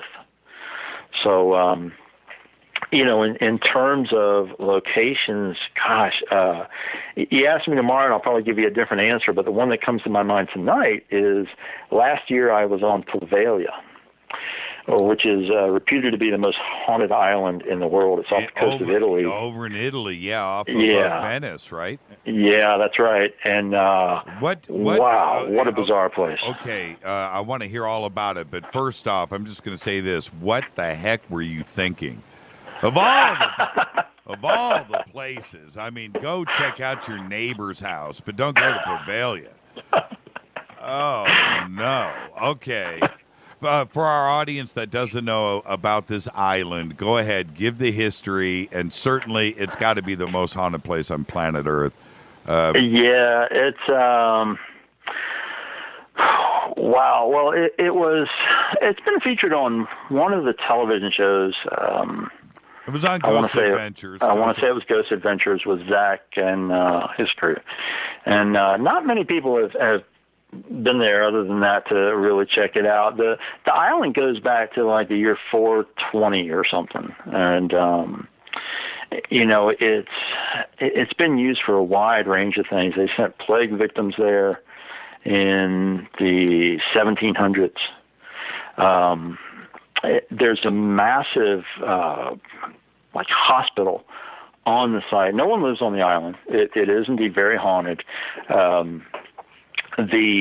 Even visually, when you get on the island, it is it's the hospital. Nature is reclaiming it, and just from that perspective, looking at it as an abandoned site, it's pretty stunning. I mean, Jimmy, I walked in one huge room, it was rectangular shaped, and this is all stone structure, and I came through this doorway, and there's no ceiling, there's no stone ceiling in this room because it's all fallen down and gone away, but the growth from the island, the limbs and the branches and roots and everything have grown over this, creating a ceiling in this room. And that's just an example of how this island is being reclaimed by nature, essentially. And, reportedly just tens of thousands of people died on the island, plague victims, people who were sent to the mental hospital in later years. And it's even getting to it was quite a challenge because, try calling all these. You have to go by boat, obviously. You have to go out of Venice. You have to hire a private boat. And, you tell them you want to go to Poveglia, and they're like, no. Half of them hang up on you. And half of them, think, you're just really touched. You're like, Poveglia? Even the guy who finally, when the boat pulls up, he's not getting out of that boat and driving you. You climb out yourself. And he's like, you stay? Really? He's looking at me like, you stay? Really? You stay? I'm like, yeah. And yeah, if you were sent to the island, you were sent there to die. You were not coming back off of the island. Yeah. That's a crazy thought. Now, well, you want something crazier? I was on that island in May of last year, and right up until the last minute, thought that I wasn't going to be able to get on because nobody would take a boat out there. Finally got on. The week after I was on that island and got back, I came back to the States the week after that. It was in some of the news feeds that I was following that Poveglia had been sold to a developer who wants to put a resort on it. What? That's yeah. Yeah. Well, so tell me, when you were there, I know some strange stuff happened. So go ahead and take me through a couple of fun things. Oh, wow. People talk about EVPs at these locations, and I got tons of those, but audibly you would hear voices. Oh, shut up. And this is not something carrying from, across the water or anything. Were you there? Hearing voice. But here's one of the weirdest things. This was there are, there's an area in this hospital that has a second floor, and I was trying to get up to the second floor, but the staircase only goes halfway, and then it's just gone. There's nothing there, and I ended up going around to another end of this same wing, found another staircase that was partially still there, was able to get up to the second level. When I got up there, the room I was in was, there's some debris in there, stuff from the ceiling that's fallen down and everything. Well, there's an open doorway leading into the next room. I looked in there. There is an old metal frame bed. There's no mattress or anything. It's just the full frame of the bed sitting there, which was a really strange sight in itself. And then half the floor was gone in that room. So you couldn't walk in the room, really. There wasn't enough floor to walk in there. Gotcha. So I turned around to leave and walked back the other way. And what did I hear but that bed being dragged across the floor? What? Were you alone, by the way? I had one other person with me. Okay, so it's just, okay, so it wasn't a group of people. So you're on the island by yourself. Right. Yeah. And this bed, okay, so this metal bed being dragged across the floor, and that's one of those moments that just as I turned from the room and took a few steps away from it, I hear this sound, and it was unmistakable what the sound was. And of course, I turned and rushed, those few steps back to the doorway to look back in that room, and the bed was in a different position, but the sound made it sound like as if it had dragged across the whole room. But right. And there wasn't that much space there, but the bed had clearly moved, and it was just, man, it was a weird thing. Did you see anything? Did you see any ghosts? I didn't see any direct apparitions there, although it's one of those places where you're constantly seeing things out of your peripheral vision, out of the corners of your eyes. And, just darting images and shadows and things like that. And what were the voices? Like? Were they in a specific language? Was it Italian? They were in Italian. Yeah. Which I only speak just a bare minimum of Italian, and so you weren't really hearing a lot. But at times you would hear things like just a moan, a really creepy moan, or whispered voices part of the time, and just a wide range of very strange mutterings and cries at times, and all kinds of things like that. And there's really not much in the way of wildlife. There are some birds. There are birds that nest in parts of the building, but of course, you start walking through and they all take off anyway and fly away. But you said you use your body to tell you. What were you feeling when you got there? I mean, was it just like your body telling you, get out? Was it, was it just felt like a bad idea? You know, I'm not really the guy who, my body doesn't tell me to get out at this point. I was at Myrtle's Plantation years ago, and it was a larger group, and a whole group of people came rushing out of a room, you know, yelling that there was something in there, and I was the guy telling them to get out of the way so I could get in there. I really, you know, I literally chase this stuff, and, you know, as far as physically, I think you use your heightened senses. You know, you listen, you examine everything. You know, I'm real big on awareness. You know, you look at details, and you listen and you watch, and you pay attention to the subtle things that your body will indicate, you know, like whether it's a change in temperature or, you know, whatever it is, our bodies do send us signals. And I think that there are ways to tune into that and utilize that to your advantage. Have you EVP'd your own house? No, I haven't.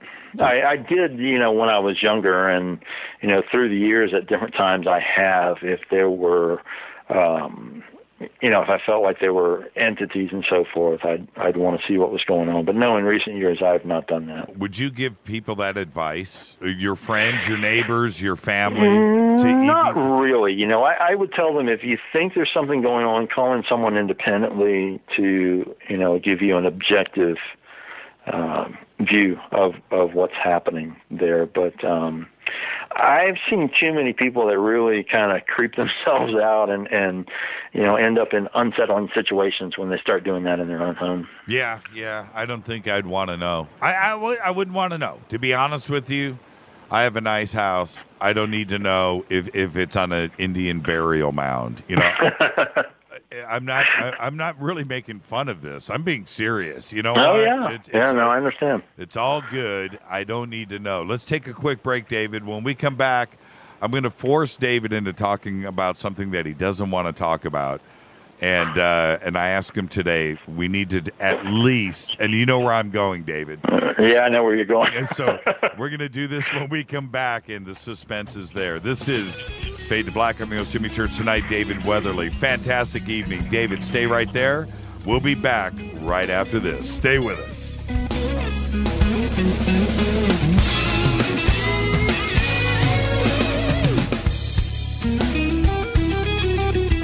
Hi everybody, this is Rob Halford, the Metal Guard on JimmyChurchRadio.com.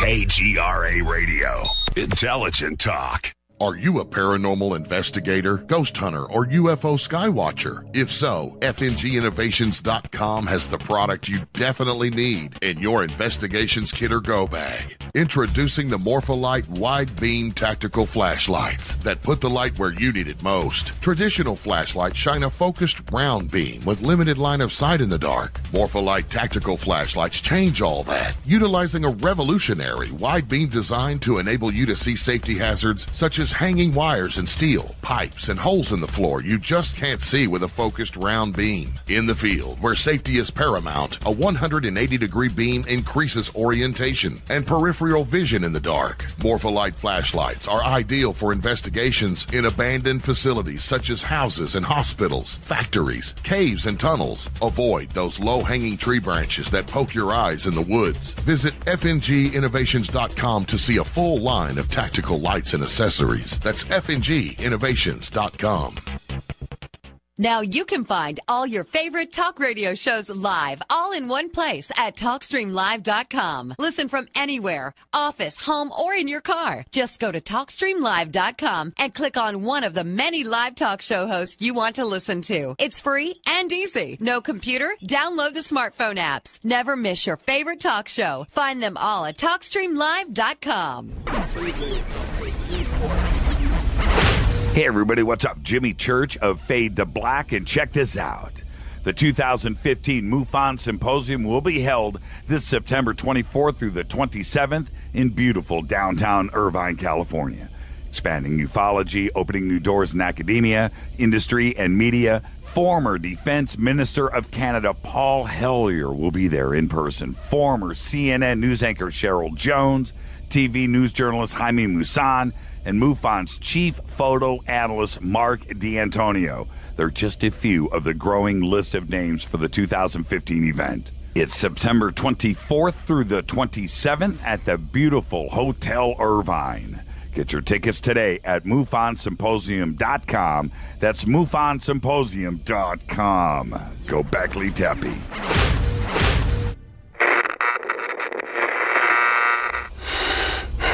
You want to know a secret?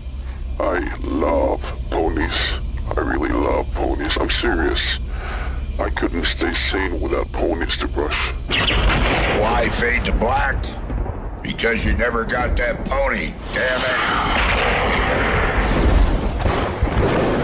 This is Fade to Black with Jimmy Church on the Game Changer Radio Network and KGRA, the Global Radio Alliance.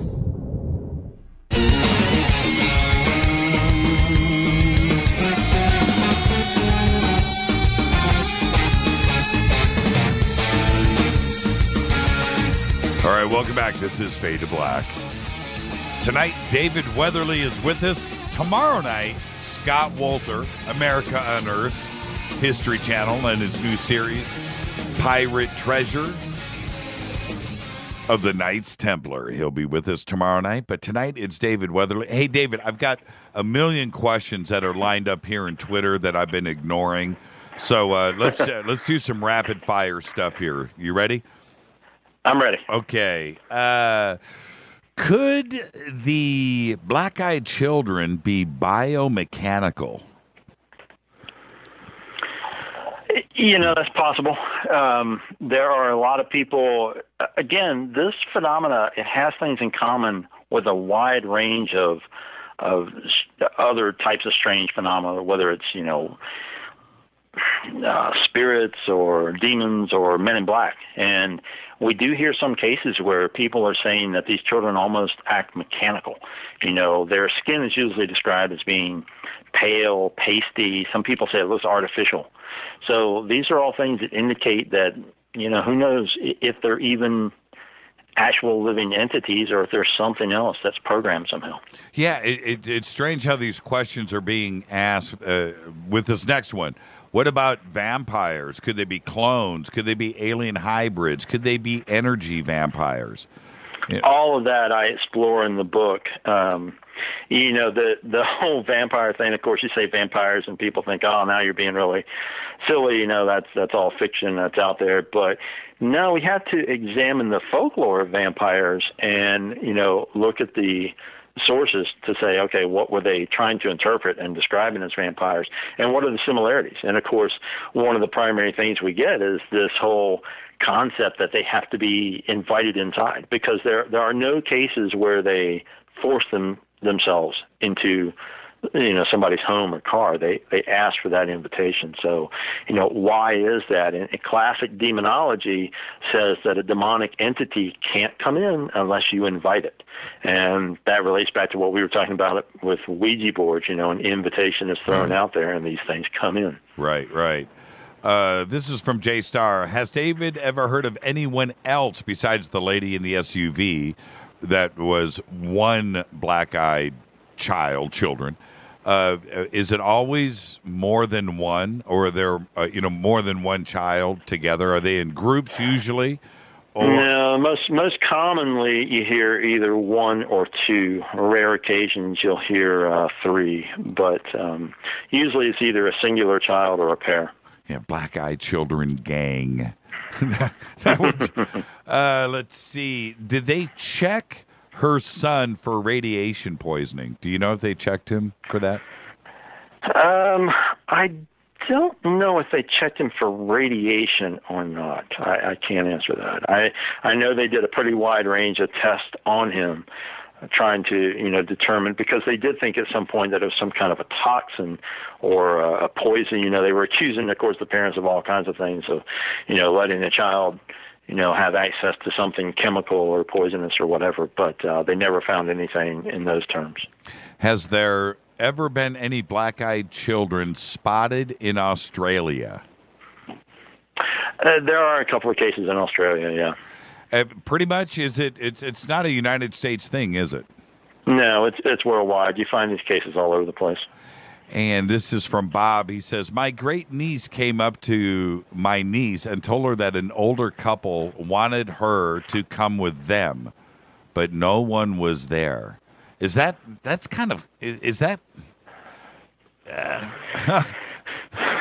before I say, is that common? I would think that is something that you would just want to say no to, wouldn't you? Yeah, I would think so. Is there cases like that? Do you hear about this, not only around the United States, but around the world historically, being invited by an older couple to go with you? I haven't heard many cases. I don't remember any right off the top of my head of an older couple trying to lure somebody away. But I mean, if they vanish, that's starting to sound more like it was, a ghostly apparition or something she experienced, perhaps. And who is the Hat Man? The Hat Man is sort of a variation on shadow beings. We've got all through history accounts of these shadowy figures that show up with, features you can't really distinguish. They look like a solid moving shadow. In older tales, you had a lot of stories of phantom monks, is what they were called. And on, part of the time it would just be a ghostly image of a figure in a monk's robe. And then that sort of morphed into people having experiences of seeing these shadow monks, what looked like a figure in a long monk's robe with a hood made a solid shadow. And somewhere along the way that morphed into what has been called the Hat Man, which is a shadow being wearing, something like a fedora or a wide-brimmed hat that shows up in people's homes, in their bedrooms, at the foot of the bed, similar to the experience that you talked about earlier, Jimmy. And very unnerving experiences with these people. They seem to project a sense of dread. Sometimes people are paralyzed and can't move in these things' presence. And again, it's something that the jury's really out on exactly what we're dealing with, what kind of manifestation it is.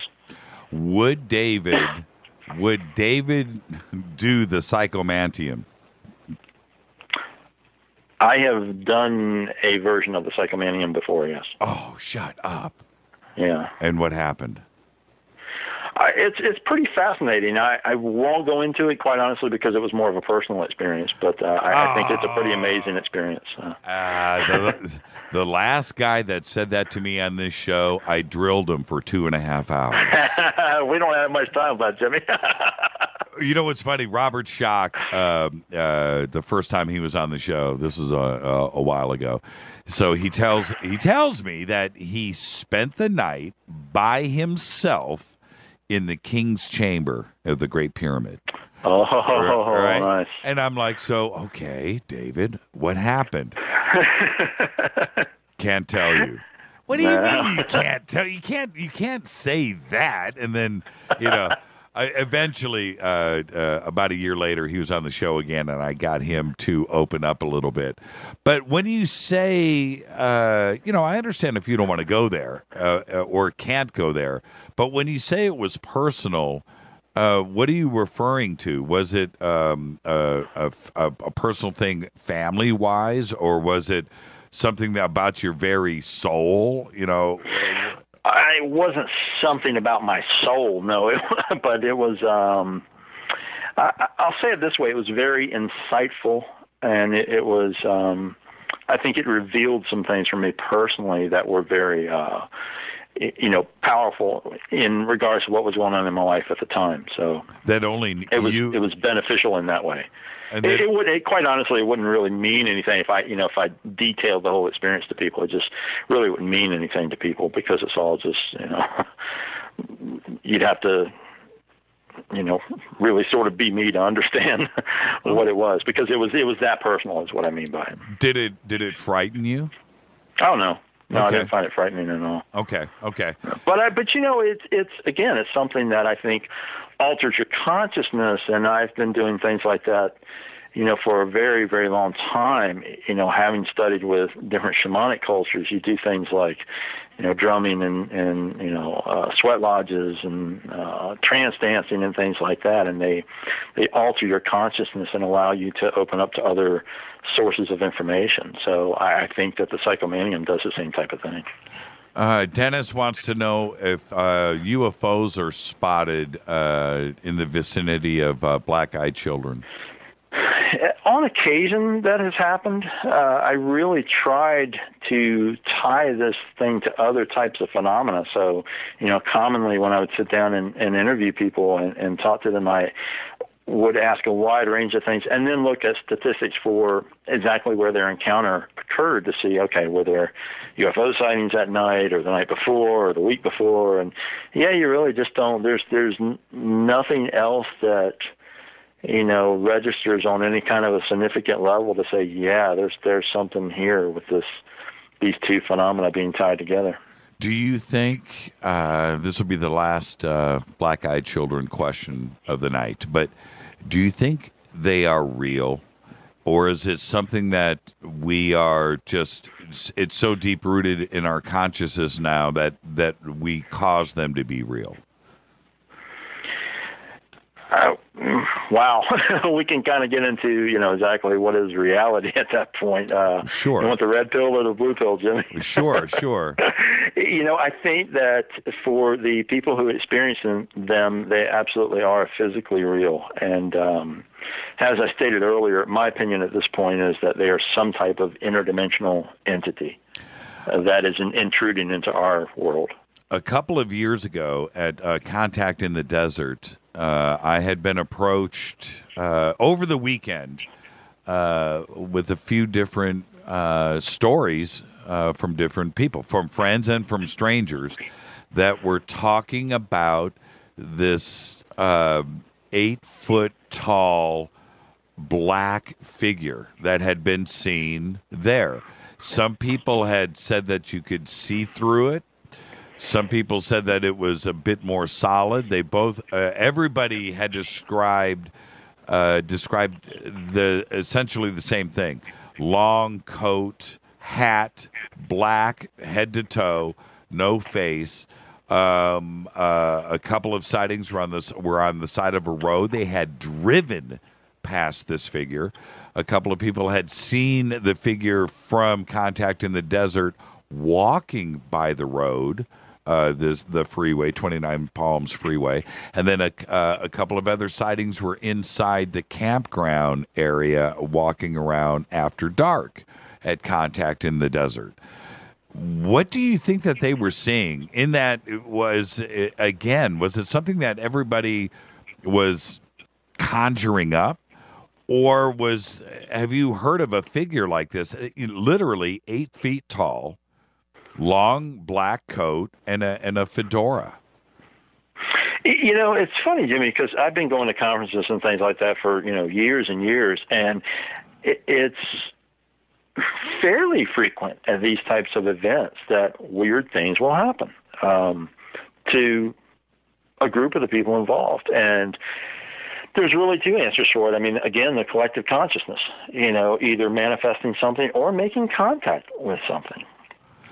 Yeah. Once again, we have to consider a lot of these things don't like to be looked at. And my God, what happens when you get a few hundred people together who are all interested in, examining and exploring these weird concepts? It attracts attention. Yeah, I have somebody that I trust, right? I mean, that I know. Go, Jimmy, man, we were driving down the freeway. And we saw the figure up in the distance, and we drove past it. I could see through it. It was walking right on the side of the road. It was huge. We flipped the car around and went back to go and check it out, and it wasn't there.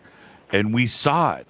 And, I mean, what is it that for them, it was 100% real. And I don't think that we're talking about a UFO, not a paranormal. This was just somebody that saw what they saw, and I really believed that they saw what they saw. I didn't see this figure that weekend, but there were, I'm going to say there was probably a half a dozen people that told me about these different signs, and they didn't know each other. and they were seeing, it all was independently reporting the same thing. Yes, and this went on for 3 days. Yes. All right, let's talk about the strange case of Drew Ryan Maris. I will say this to the audience: you probably have never heard about this case. The case is real; it actually happened. And I had heard about it a couple of years ago. I went and did my best to investigate and find out more about the case, and I was stonewalled in every direction. And let me say this to the audience right now: you can look up the case, Drew Ryan Maris, Maras. There's not much out there, but you will see that yes, this is a real case, and he was a ufologist that had just written a book called Open Your Eyes to 2012 and Beyond. The book was released, and then all hell broke loose. And this happened in Arizona. You live in Arizona, right, David? Yeah, that's correct. So this had to have been something that you had to go investigate and you had to go and check out. So let's tell everybody about Drew, what happened, and then we'll take it from there. Well, first of all, I was genuinely surprised earlier today when you and I spoke, and you had sort of dug this up, so to speak, and my connection to it, because I think I spoke about it maybe once on a Veritas, I believe. I think that's the only interview I really did talking about this. It might have come up briefly 1 or 2 times afterwards, but I really backed away from the case because of some of the things that unfolded. So, as I told you earlier today, we can talk about it a little bit, Jimmy. And there's some things I'll just not go too in depth with, but it's been a few years now. And as you stated to the audience, this is, this guy, he's a real person. He wrote this book about 2012 and purportedly was working on a follow-up that was going to delve into more government conspiracy that related to UFOs and a host of other things. Drew was a former Marine. He was, I didn't know him personally. I'll say that up front. You never met him personally? I never met him personally. I'd had a couple of exchanges with him via email and so forth. And essentially, here's what happened in short. Sedona, Arizona, a couple from New Hampshire were found murdered. And they were parked at a highway turnoff close to Sedona. They had been killed with an assault rifle. The police that started investigating the murders found a pair of witnesses. Well, how many murders happened in Sedona? Well, there were just these 2. No, I mean in general, just crimes like that don't happen. Right? Yeah. It's not. Yeah, this is not the kind of thing. Sedona is sort of a new age UFO mecca. It's known for all the vortexes and crystals, all the healing modalities that are available there, and the crystal shops and so forth. So you get a lot of large number of new age people going on journeys out to Sedona to find themselves and so forth. And that's exactly what this woman was doing who came from New Hampshire. She was very interested in spiritual and New Age type of things. And the gentleman was a close friend of hers who decided to accompany her out there so she wasn't going by herself. And they turn up killed on this at this turnout outside of Sedona. Yeah, it's not exactly a high crime area. No, it's not. This is not Detroit or anything. It's just not. Things like this really don't happen there. It's sort of, even though it gets a huge influx of tourists, it's sort of a small town in a lot of ways. So, as the investigation unfolded, a few days go by, and then suddenly this whole other story breaks out. That a shootout has occurred and it was in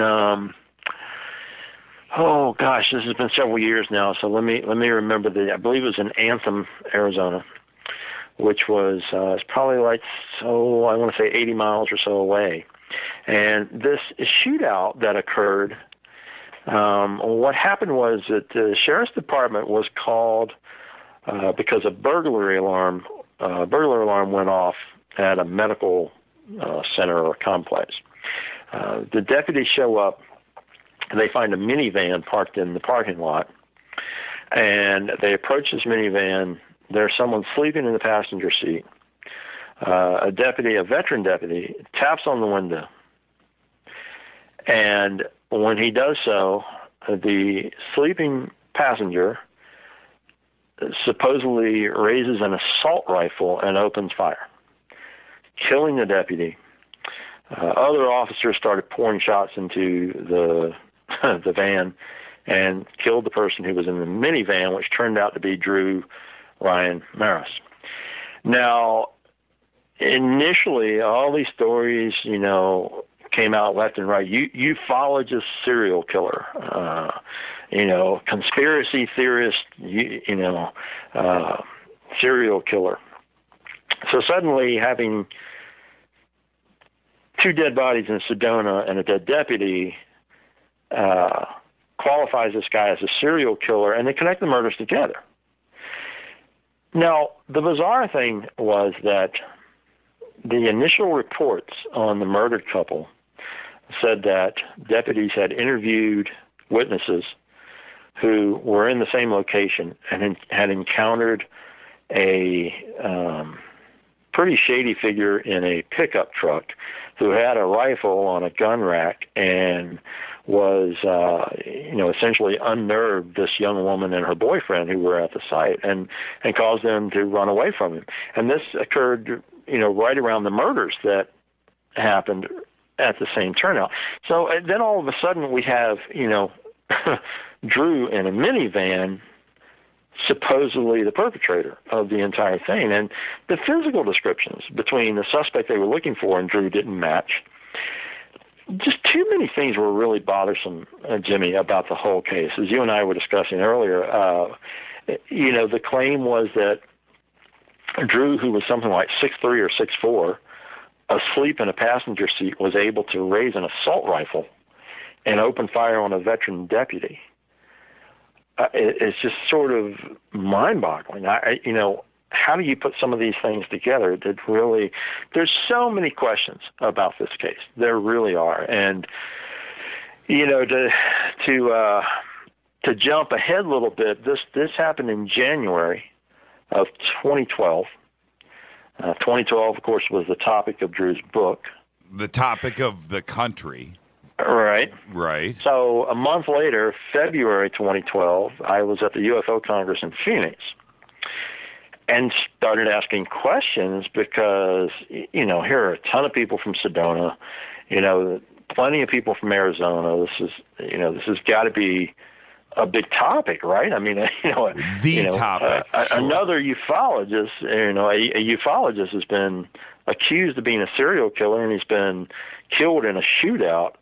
Why aren't people talking about it? No one would talk about this. And in fact, most of the people that I approached and asked about it, they looked at me blankly like, I don't know what you're talking about. Who's Drew? What murder? What shootout? Mel Fabregas, who we mentioned earlier from Veritas, was there, and he had the same experience. He and I stepped aside, and we were talking about this situation, and he said to me, David, I don't get this. Nobody knows what we're talking about. And it was really bizarre. He was reportedly working on a new book that was jumping into other conspiracy theories and stuff that could he have been silenced? Is that? It's very possible. There were just so many bizarre questions about this case. His father didn't know where he was. A lot of people thought that he had told some people that he was moving to Hawaii. He originally lived in the Midwest. He had left his home in the Midwest, which I'm not positive, but I want to say it was maybe St. Louis area or something. And, he just sort of went off the radar, and then he turns up in Arizona. Well, how do you go from moving to Hawaii to suddenly wandering around Arizona with an assault rifle? I don't know. And the reports claim that he was living in his minivan with a dog or a pair of dogs, and the alarm that went off in the medical center wasn't even connected with him. There was never anything else about why the alarm went off, which caused the deputies to respond to the area to begin with. And there was also reports, which I find really strange. Maybe you have a more accurate number, but I remember this was a couple of years ago, but this was there was hundreds of shots fired, right? Like, didn't he shoot at the deputy? Didn't he unload 30 rounds or 40? Yeah, he supposedly let off for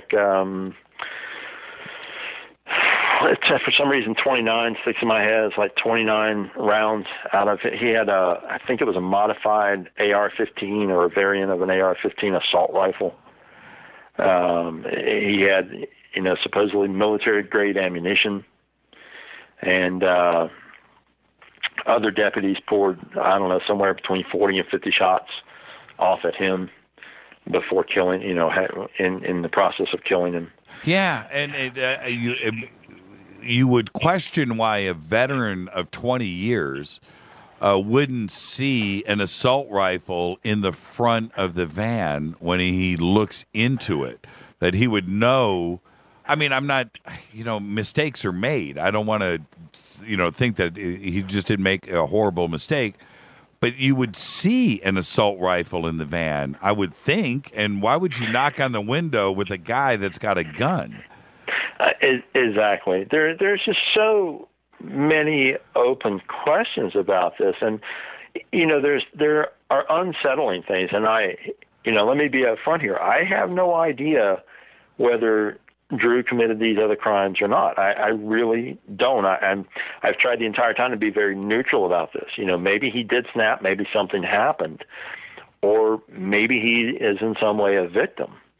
I just don't know, but I am unsettled by the open questions that sort of linger out there. And yeah, this veteran deputy, he was like 20 years on the force or something. Maybe he did make a mistake. I don't know. I've known a lot of law enforcement officers, and I spoke to a couple of them who are well outside of Arizona and explained it to them, and they're sort of divided about it, saying, well, maybe he was just having a lax moment, or other ones will say, doesn't make any sense. I would never get called to an alarm and not be really hyper aware of approaching someone on the site. Yeah. When an alarm has went off. Yeah, yeah. And were they ever definitively tying him to the killings up in Sedona? There was a white pickup truck. Whatever happened to the white pickup truck? Were the Nothing else was revealed about that. Nothing else was revealed about the pickup truck. The other suspect that people had reported, they eventually did come out and claim that the shell casings matched with the rifles, with Drew's rifle. But, my gosh, who knows? Yeah, it's crazy case. You know what? We're at the end of the show. We can do a couple of things right now. We could say goodnight, or if you want to bang a couple of quick phone calls? Yeah, sure. Go ahead. Let's do it. Let's open up the phone lines. 323-825-5045.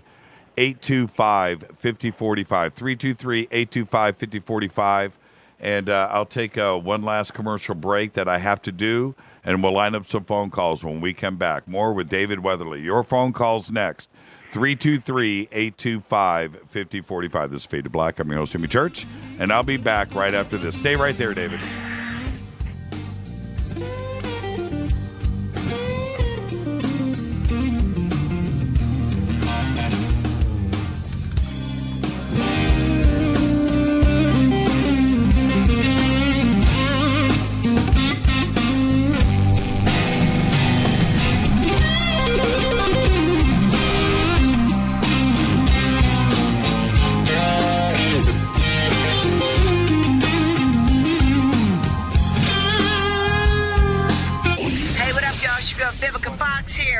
are listening to my boy, Jimmy Church, on JimmyChurchRadio.com. Despite popular opinion, reading a book will not make you smarter. But listening to Jimmy Church will. Attention, all Fade or Not. Studio Dome has a special deal on their SD1 Bluetooth speaker. Just go to JimmyChurchRadio.com, click on their banner, enter the promo code Jimmy, and you get $40 off and free shipping on the SD1. It's voice activated, comes with a USB antenna, cables, and a carry bag. Never listen to your phone, tablet, or laptop speakers ever again. It's the only way to listen to Fade to Black. That's JimmyChurchRadio.com, Studio Dome banner, promo code Jimmy. Go Beckley Teppy. Erica, Brittany, Gabby, and you're listening to JimmyChurchRadio.com. It's not a lifestyle we chose. We were born this way. KGRARadio.com. Hey, everybody, what's up? Jimmy Church of Fade to Black, and check this out. The 2015 MUFON Symposium will be held this September 24th through the 27th in beautiful downtown Irvine, California. Expanding ufology, opening new doors in academia, industry, and media. Former Defense Minister of Canada Paul Hellyer will be there in person. Former CNN news anchor Cheryl Jones, TV news journalist Jaime Maussan, and MUFON's chief photo analyst Mark D'Antonio. They're just a few of the growing list of names for the 2015 event. It's September 24th through the 27th at the beautiful Hotel Irvine. Get your tickets today at MUFONSymposium.com. That's MUFONSymposium.com. Go Beckley Teppy. This is KJCR at JimmyChurchRadio.com.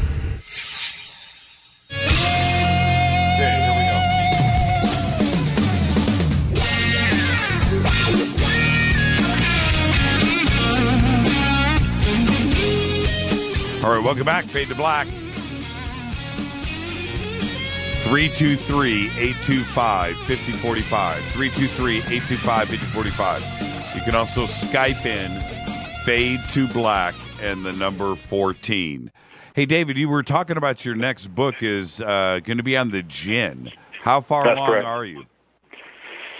It is mostly finished. It would have been out already. I actually added an extra chapter because of some very compelling information that I dug up.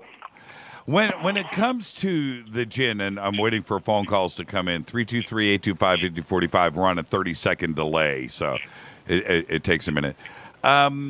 When we look out throughout history with the Jinn, is there a connection to E.T.?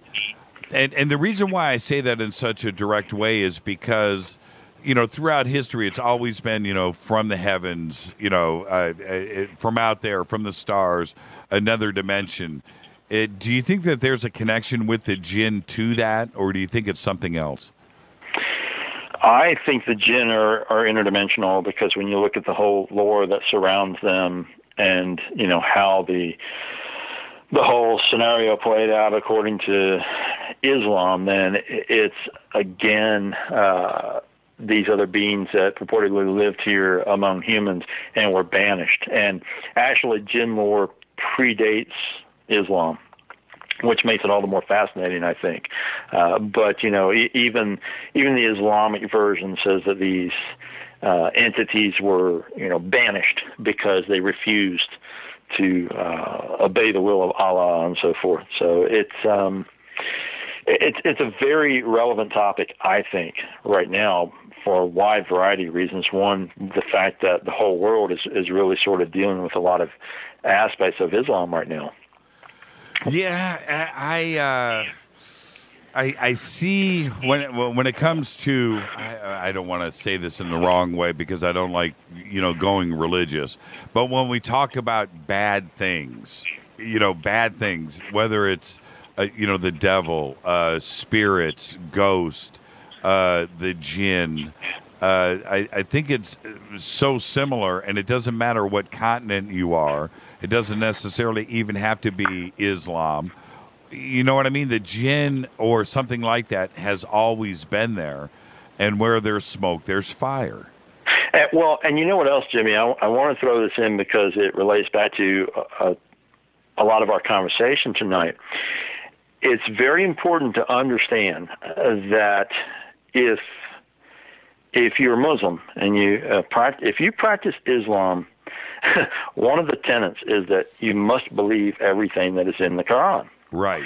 Therefore, all Muslims believe in the existence of the jinn.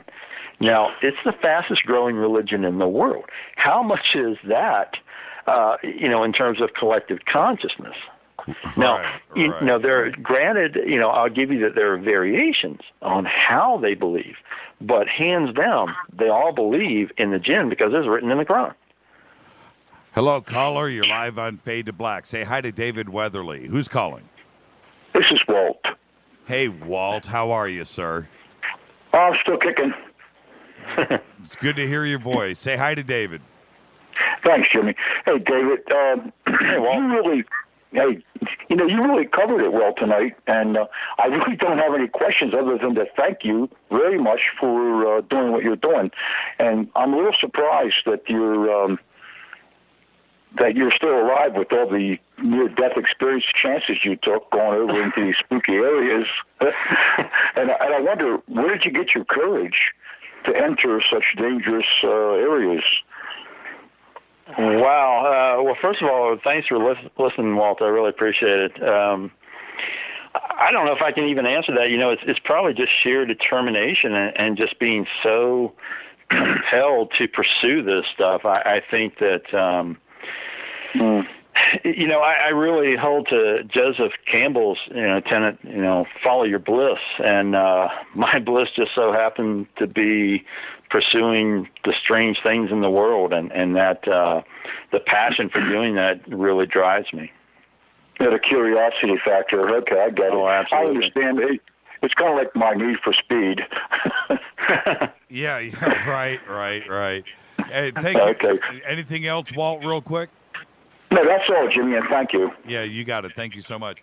Yeah, have you? I haven't heard anybody bring up Joseph Campbell in a while. Somebody that I respect so much. Have you found your bliss? Absolutely. So you're a happy guy. Oh yeah, I really love what I do.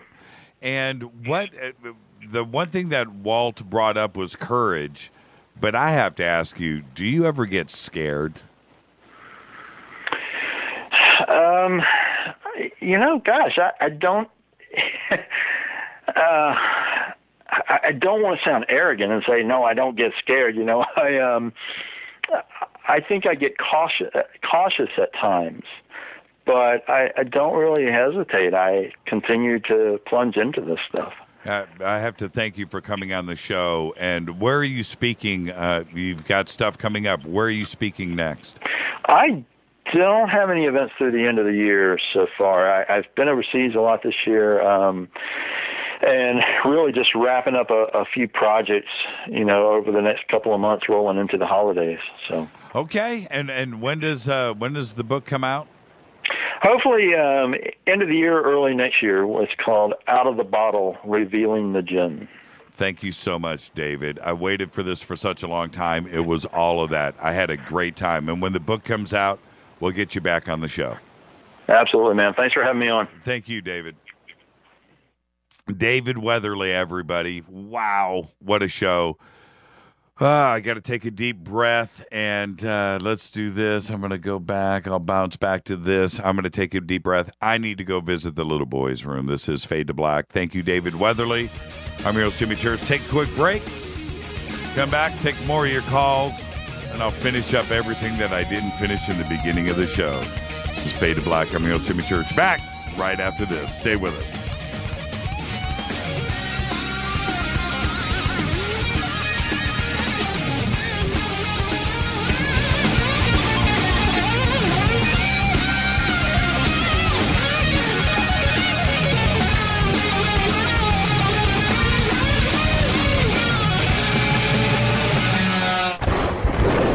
This is Fade to Black with Jimmy Church on the Game Changer Radio Network and KGRA, the Global Radio Alliance.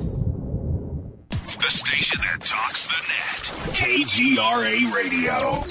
Hello, I'm Cordelia, and you're listening to my main man, Jimmy Church, on JimmyChurchRadio.com. Hi, this is Jimmy Church of Fade to Black. Today, everybody, the Fadernauts and planet Earth is vaping, and I'm very proud to announce our very own e-juice. When we were approached by City of Angels Vapor about Fade to Black e-juice, I wanted to make sure that it was the very best, and that the flavors were something that I could create myself, and we did just that. Introducing Fade to Black Fader Loops. This will take you right back to Saturday morning cartoons and your favorite bowl of fruity, loopy cereal. Just click on the banner or go to www.coavapor.com. Enter the promo code Jimmy for the Fader Not Special. That's www.coavapor.com. Go back, Lee Tappy. Hi, this is Ray Hobbs here, repping the planet, and you're listening to my good friend, Jimmy Church, Fade to Black, on the Game Changer Network and the KGRA digital broadcast station. Imagine no longer being tied down to your computer, but having the freedom to take live talk radio with you anywhere you go. TalkStream Live introduces our first ever iPhone application. The talk shows you follow now follow you, and your iPhone is now the fastest and easiest way to stay connected to the best talk radio on the internet. Let TalkStream Live transform the way you listen to radio. Listen to live talk shows 24 hours a day, 7 days a week. Mobile talk radio from TalkStream Live. Now available in the iTunes App Store. This is Toby Kebbell. You're listening to JimmyChurchRadio.com. Don't hurt me, Jimmy. I'm only little. Hey, I'm Adrian Grenier. And this is Ari Gold. We're the Honey Brothers. Yes. We're of the Honey Brothers. Hey, I'm Adrian Grenier. And I'm Ari Gold. We're the Honey Brothers. And you're listening to Jimmy Church. The Revolution. Attention, all Fadernauts. Studio Dome has a special deal on their SD1 Bluetooth speaker. Just go to JimmyChurchRadio.com, click on their banner, enter the promo code Jimmy, and you get $40 off and free shipping on the SD1. It's voice activated, comes with a USB antenna, cables, and a carry bag. Never listen to your phone, tablet, or laptop speakers ever again. It's the only way to listen to Fade to Black. That's JimmyChurchRadio.com, Studio Dome banner, promo code Jimmy. Go back, Lee Tappy. This is Micah Hanks of the Gralien Report, and you're listening to Jimmy Church on Fade to Black, across the globe on the Game Changer Radio Network and the one and only KGRA Radio, The Planet.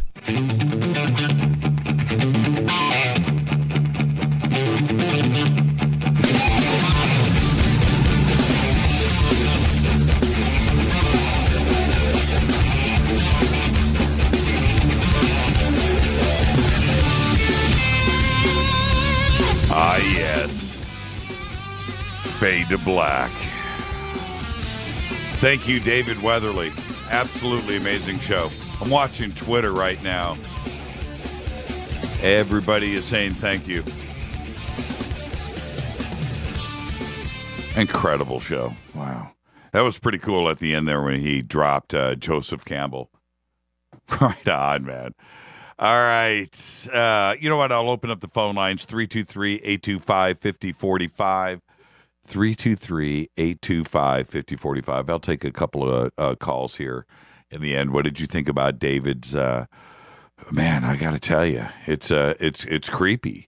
And the black-eyed children, the entire, and Slender Man, both of them are just, I think they're real.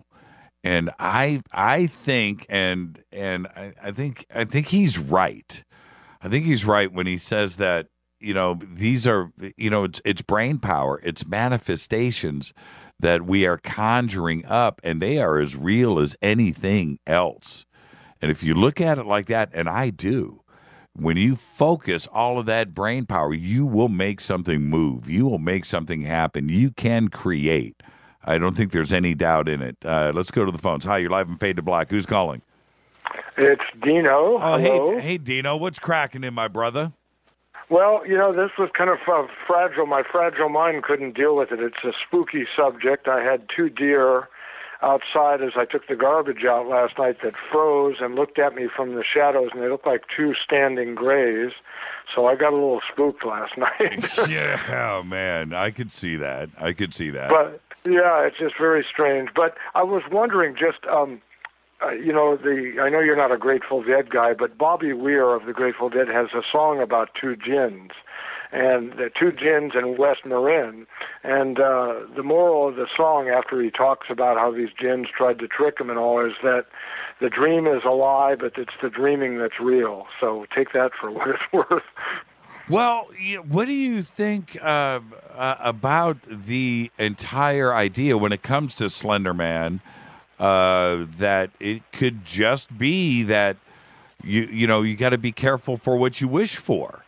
And well, we were talking about that on chat tonight. A lot of us, we were talking about how matter and energy, and that you create things. You can maybe, perhaps, people believe, manifest matter from energy. So if you have a lot of people thinking about serial killing, or look at the Zodiac killer back in the day. If you put a lot of this energy into it, perhaps the collective mind can create these things. It's just horrible that we've talked about this before on the show, that adolescent girls especially seem to be able to conjure a lot of energy around them of all types, and this could be one of those. Well, I'll give you another example. How about earthquakes? You get everybody talking about earthquakes, and I remember back in the late 80s, 88, 89, everybody was going, tomorrow's going to be an earthquake, tomorrow's going to be an earthquake, tomorrow's going to be an earthquake. And this thing, it just like snowballed. And the next thing you know, boom, everybody, it's earthquake weather. It's earthquake weather, man. We're going to have an earthquake. Yeah. And you focus enough of that energy, and then boom, we have an earthquake. And I don't think that that's a coincidence. And when it comes to something like Slender Man or Black Eyed Children, which I don't think are the same thing. I don't want to say that the Black Eyed Children are manifestations or something that we're conjuring up. I think that is that's a unique situation in itself. But Slender Man was created by us. Its image, its everything else. And when you have all of those computers and people reading about it and videos being created and the image was created by everybody else, and it's just all of that energy, the next thing you know, Slender Man is real. You bring up a good point that I just thought about, the fact that we have the internet and that how that can tie so many more minds together. Yes, millions of brains focused on that image, and then it's created. And I absolutely believe you can conjure up and create something. With all of that brain power, all of that EMF floating around, sure. I don't doubt for a second that those two girls were talking to something real, and certainly something that they believed was real. Yeah, I do believe that. There's a video game out. Well, we all know it's Grand Theft Auto, and I think it's a GTA 5. I could be wrong, but somebody in Twitter will tell me where this is at.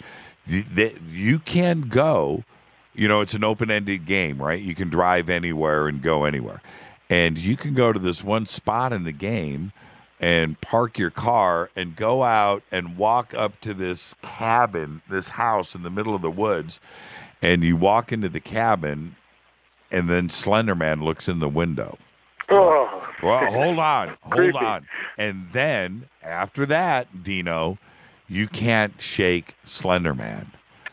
So you walk, and he's following you, and he's got the arms, the whole thing. It's Slender Man. And no matter where you go, and the little pieces of paper that are taped to the wall, from the Slender Man legend, right? And with notes on it, and everywhere that you go, Slender Man is like right behind you, which obviously you don't want him to catch you. That's like the end of the game, right? Yeah. Think about that. Well, there it is. So now kids are playing. Think of the brain power in that. Now kids are playing GTA, and they're out going to find Slender Man in the game, and then you're conjuring again the brain power that's behind that. I've seen videos of this. Somebody will end up undoubtedly posting in Twitter a GTA Slenderman video. They're out there, and you go and you watch this dude. I'm telling you right now, it'll freak you out of your mind. It's crazy, and it's gone that far in our culture. So with the power of the video game and everything else, and the processors of computers focused on this, and it's in our mind, it's on our screen, it's here, it's there, and the videos, it's creating this guy out of the ether. And then you carry that around with you. So many people have smartphones now, and they've got that energy on their person or in something near them, and you wonder, like Tesla used to say, that all this electricity connects the world, Have you read or watched a Slenderman video or story? Have you done it? No, that's something I don't get into. I can take the UFOs, the aliens, the all the government cover-ups, but I know some of our Fadernauts love it, but I've never been a horror fan. I don't like being scared. I don't like the negative energy it creates in me. I was an only child, and I'm used to being alone with my mind, and I like to have positive thoughts. And horror films always just bent my mind too much and put me on a bad trip, Well, this is what you should do tonight. Go look up Slenderman, go to Creepypasta, go to YouTube, and pull up a story or two and listen to it and get back to me tomorrow. Let me know what happens after you go to bed tonight. I'm just going to eat my pasta for dinner tonight. That's about the only pasta I'm going to have. Oh, in other local news, did you see that the military, they're talking about Skunk Works building a new spy plane? Did you see it on the internet, the picture of it? No. What? Yeah, it's a new craft. It's got wings. It's not triangular, but they say it's only a concept. Of course, they're not going to tell us, but it's all black. It's very flat. It's got 2 wings and then no rudder, but split tail. And they're not even talking about whether it would be drone, or piloted by a person. So they claim they're going to start building this as the replacement for the U-2. And, well, I see something February. Let's see here. Should be on there. I saw it today. Yeah, 10 hours ago. Defense News. Here it is. It's called the TRX, the Next Generation Plane. September 15th. Yeah, here you go. Wow, interesting. No, I didn't know this. And you're right. We'll have to check into that on a future show. And, and anyhow, back to the original topic. Do you want me to continue to send you a contact for this Internet Archive? It sounds like it might be an interesting show.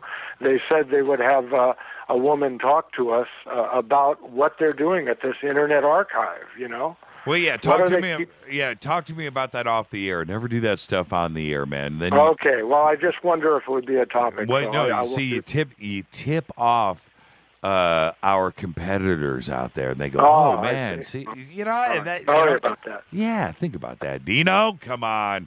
All right, hey Dino, have a good night. Listen, go and watch your Slender Man tonight. Go read. Not going to do it. Not interested. Wouldn't be prudent. Oh man, it'll change your life, man. Okay, maybe I'll talk to you tomorrow. All right, Dino, go do it. I'll talk to you, man. Thank you, Dino. Good night. Thanks for the show. Dino rocks. Dino's got his own fan club, man. Have you guys gone out there and like searched Dino Fade to Black?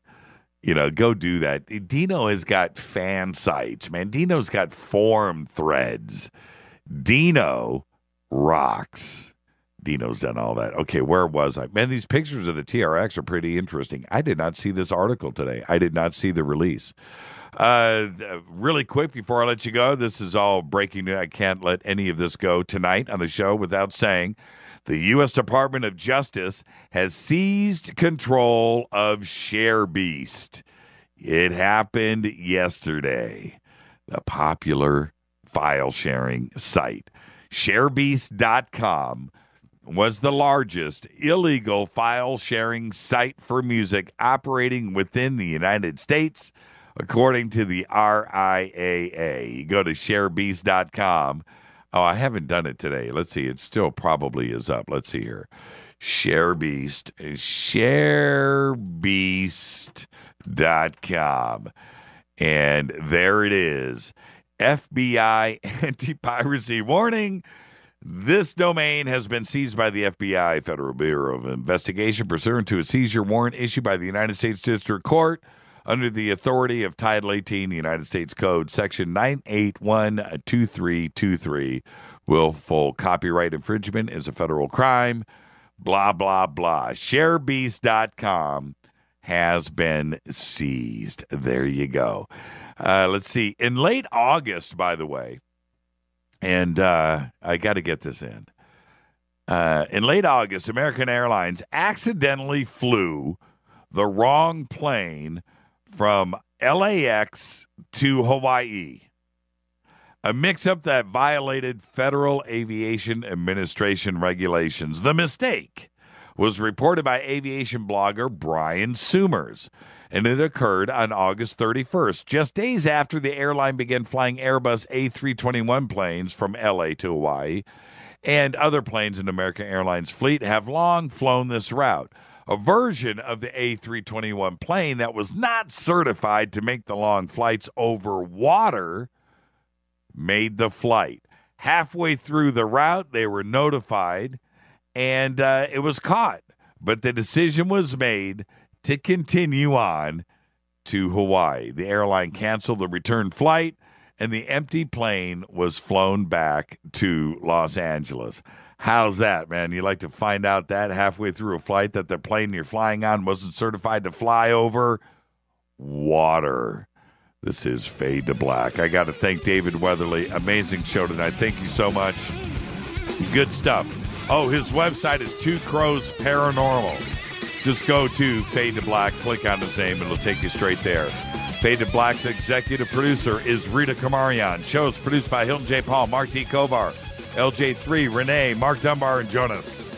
Announcers are Steve Harder, Gene Vito, and Mark D. Kovar.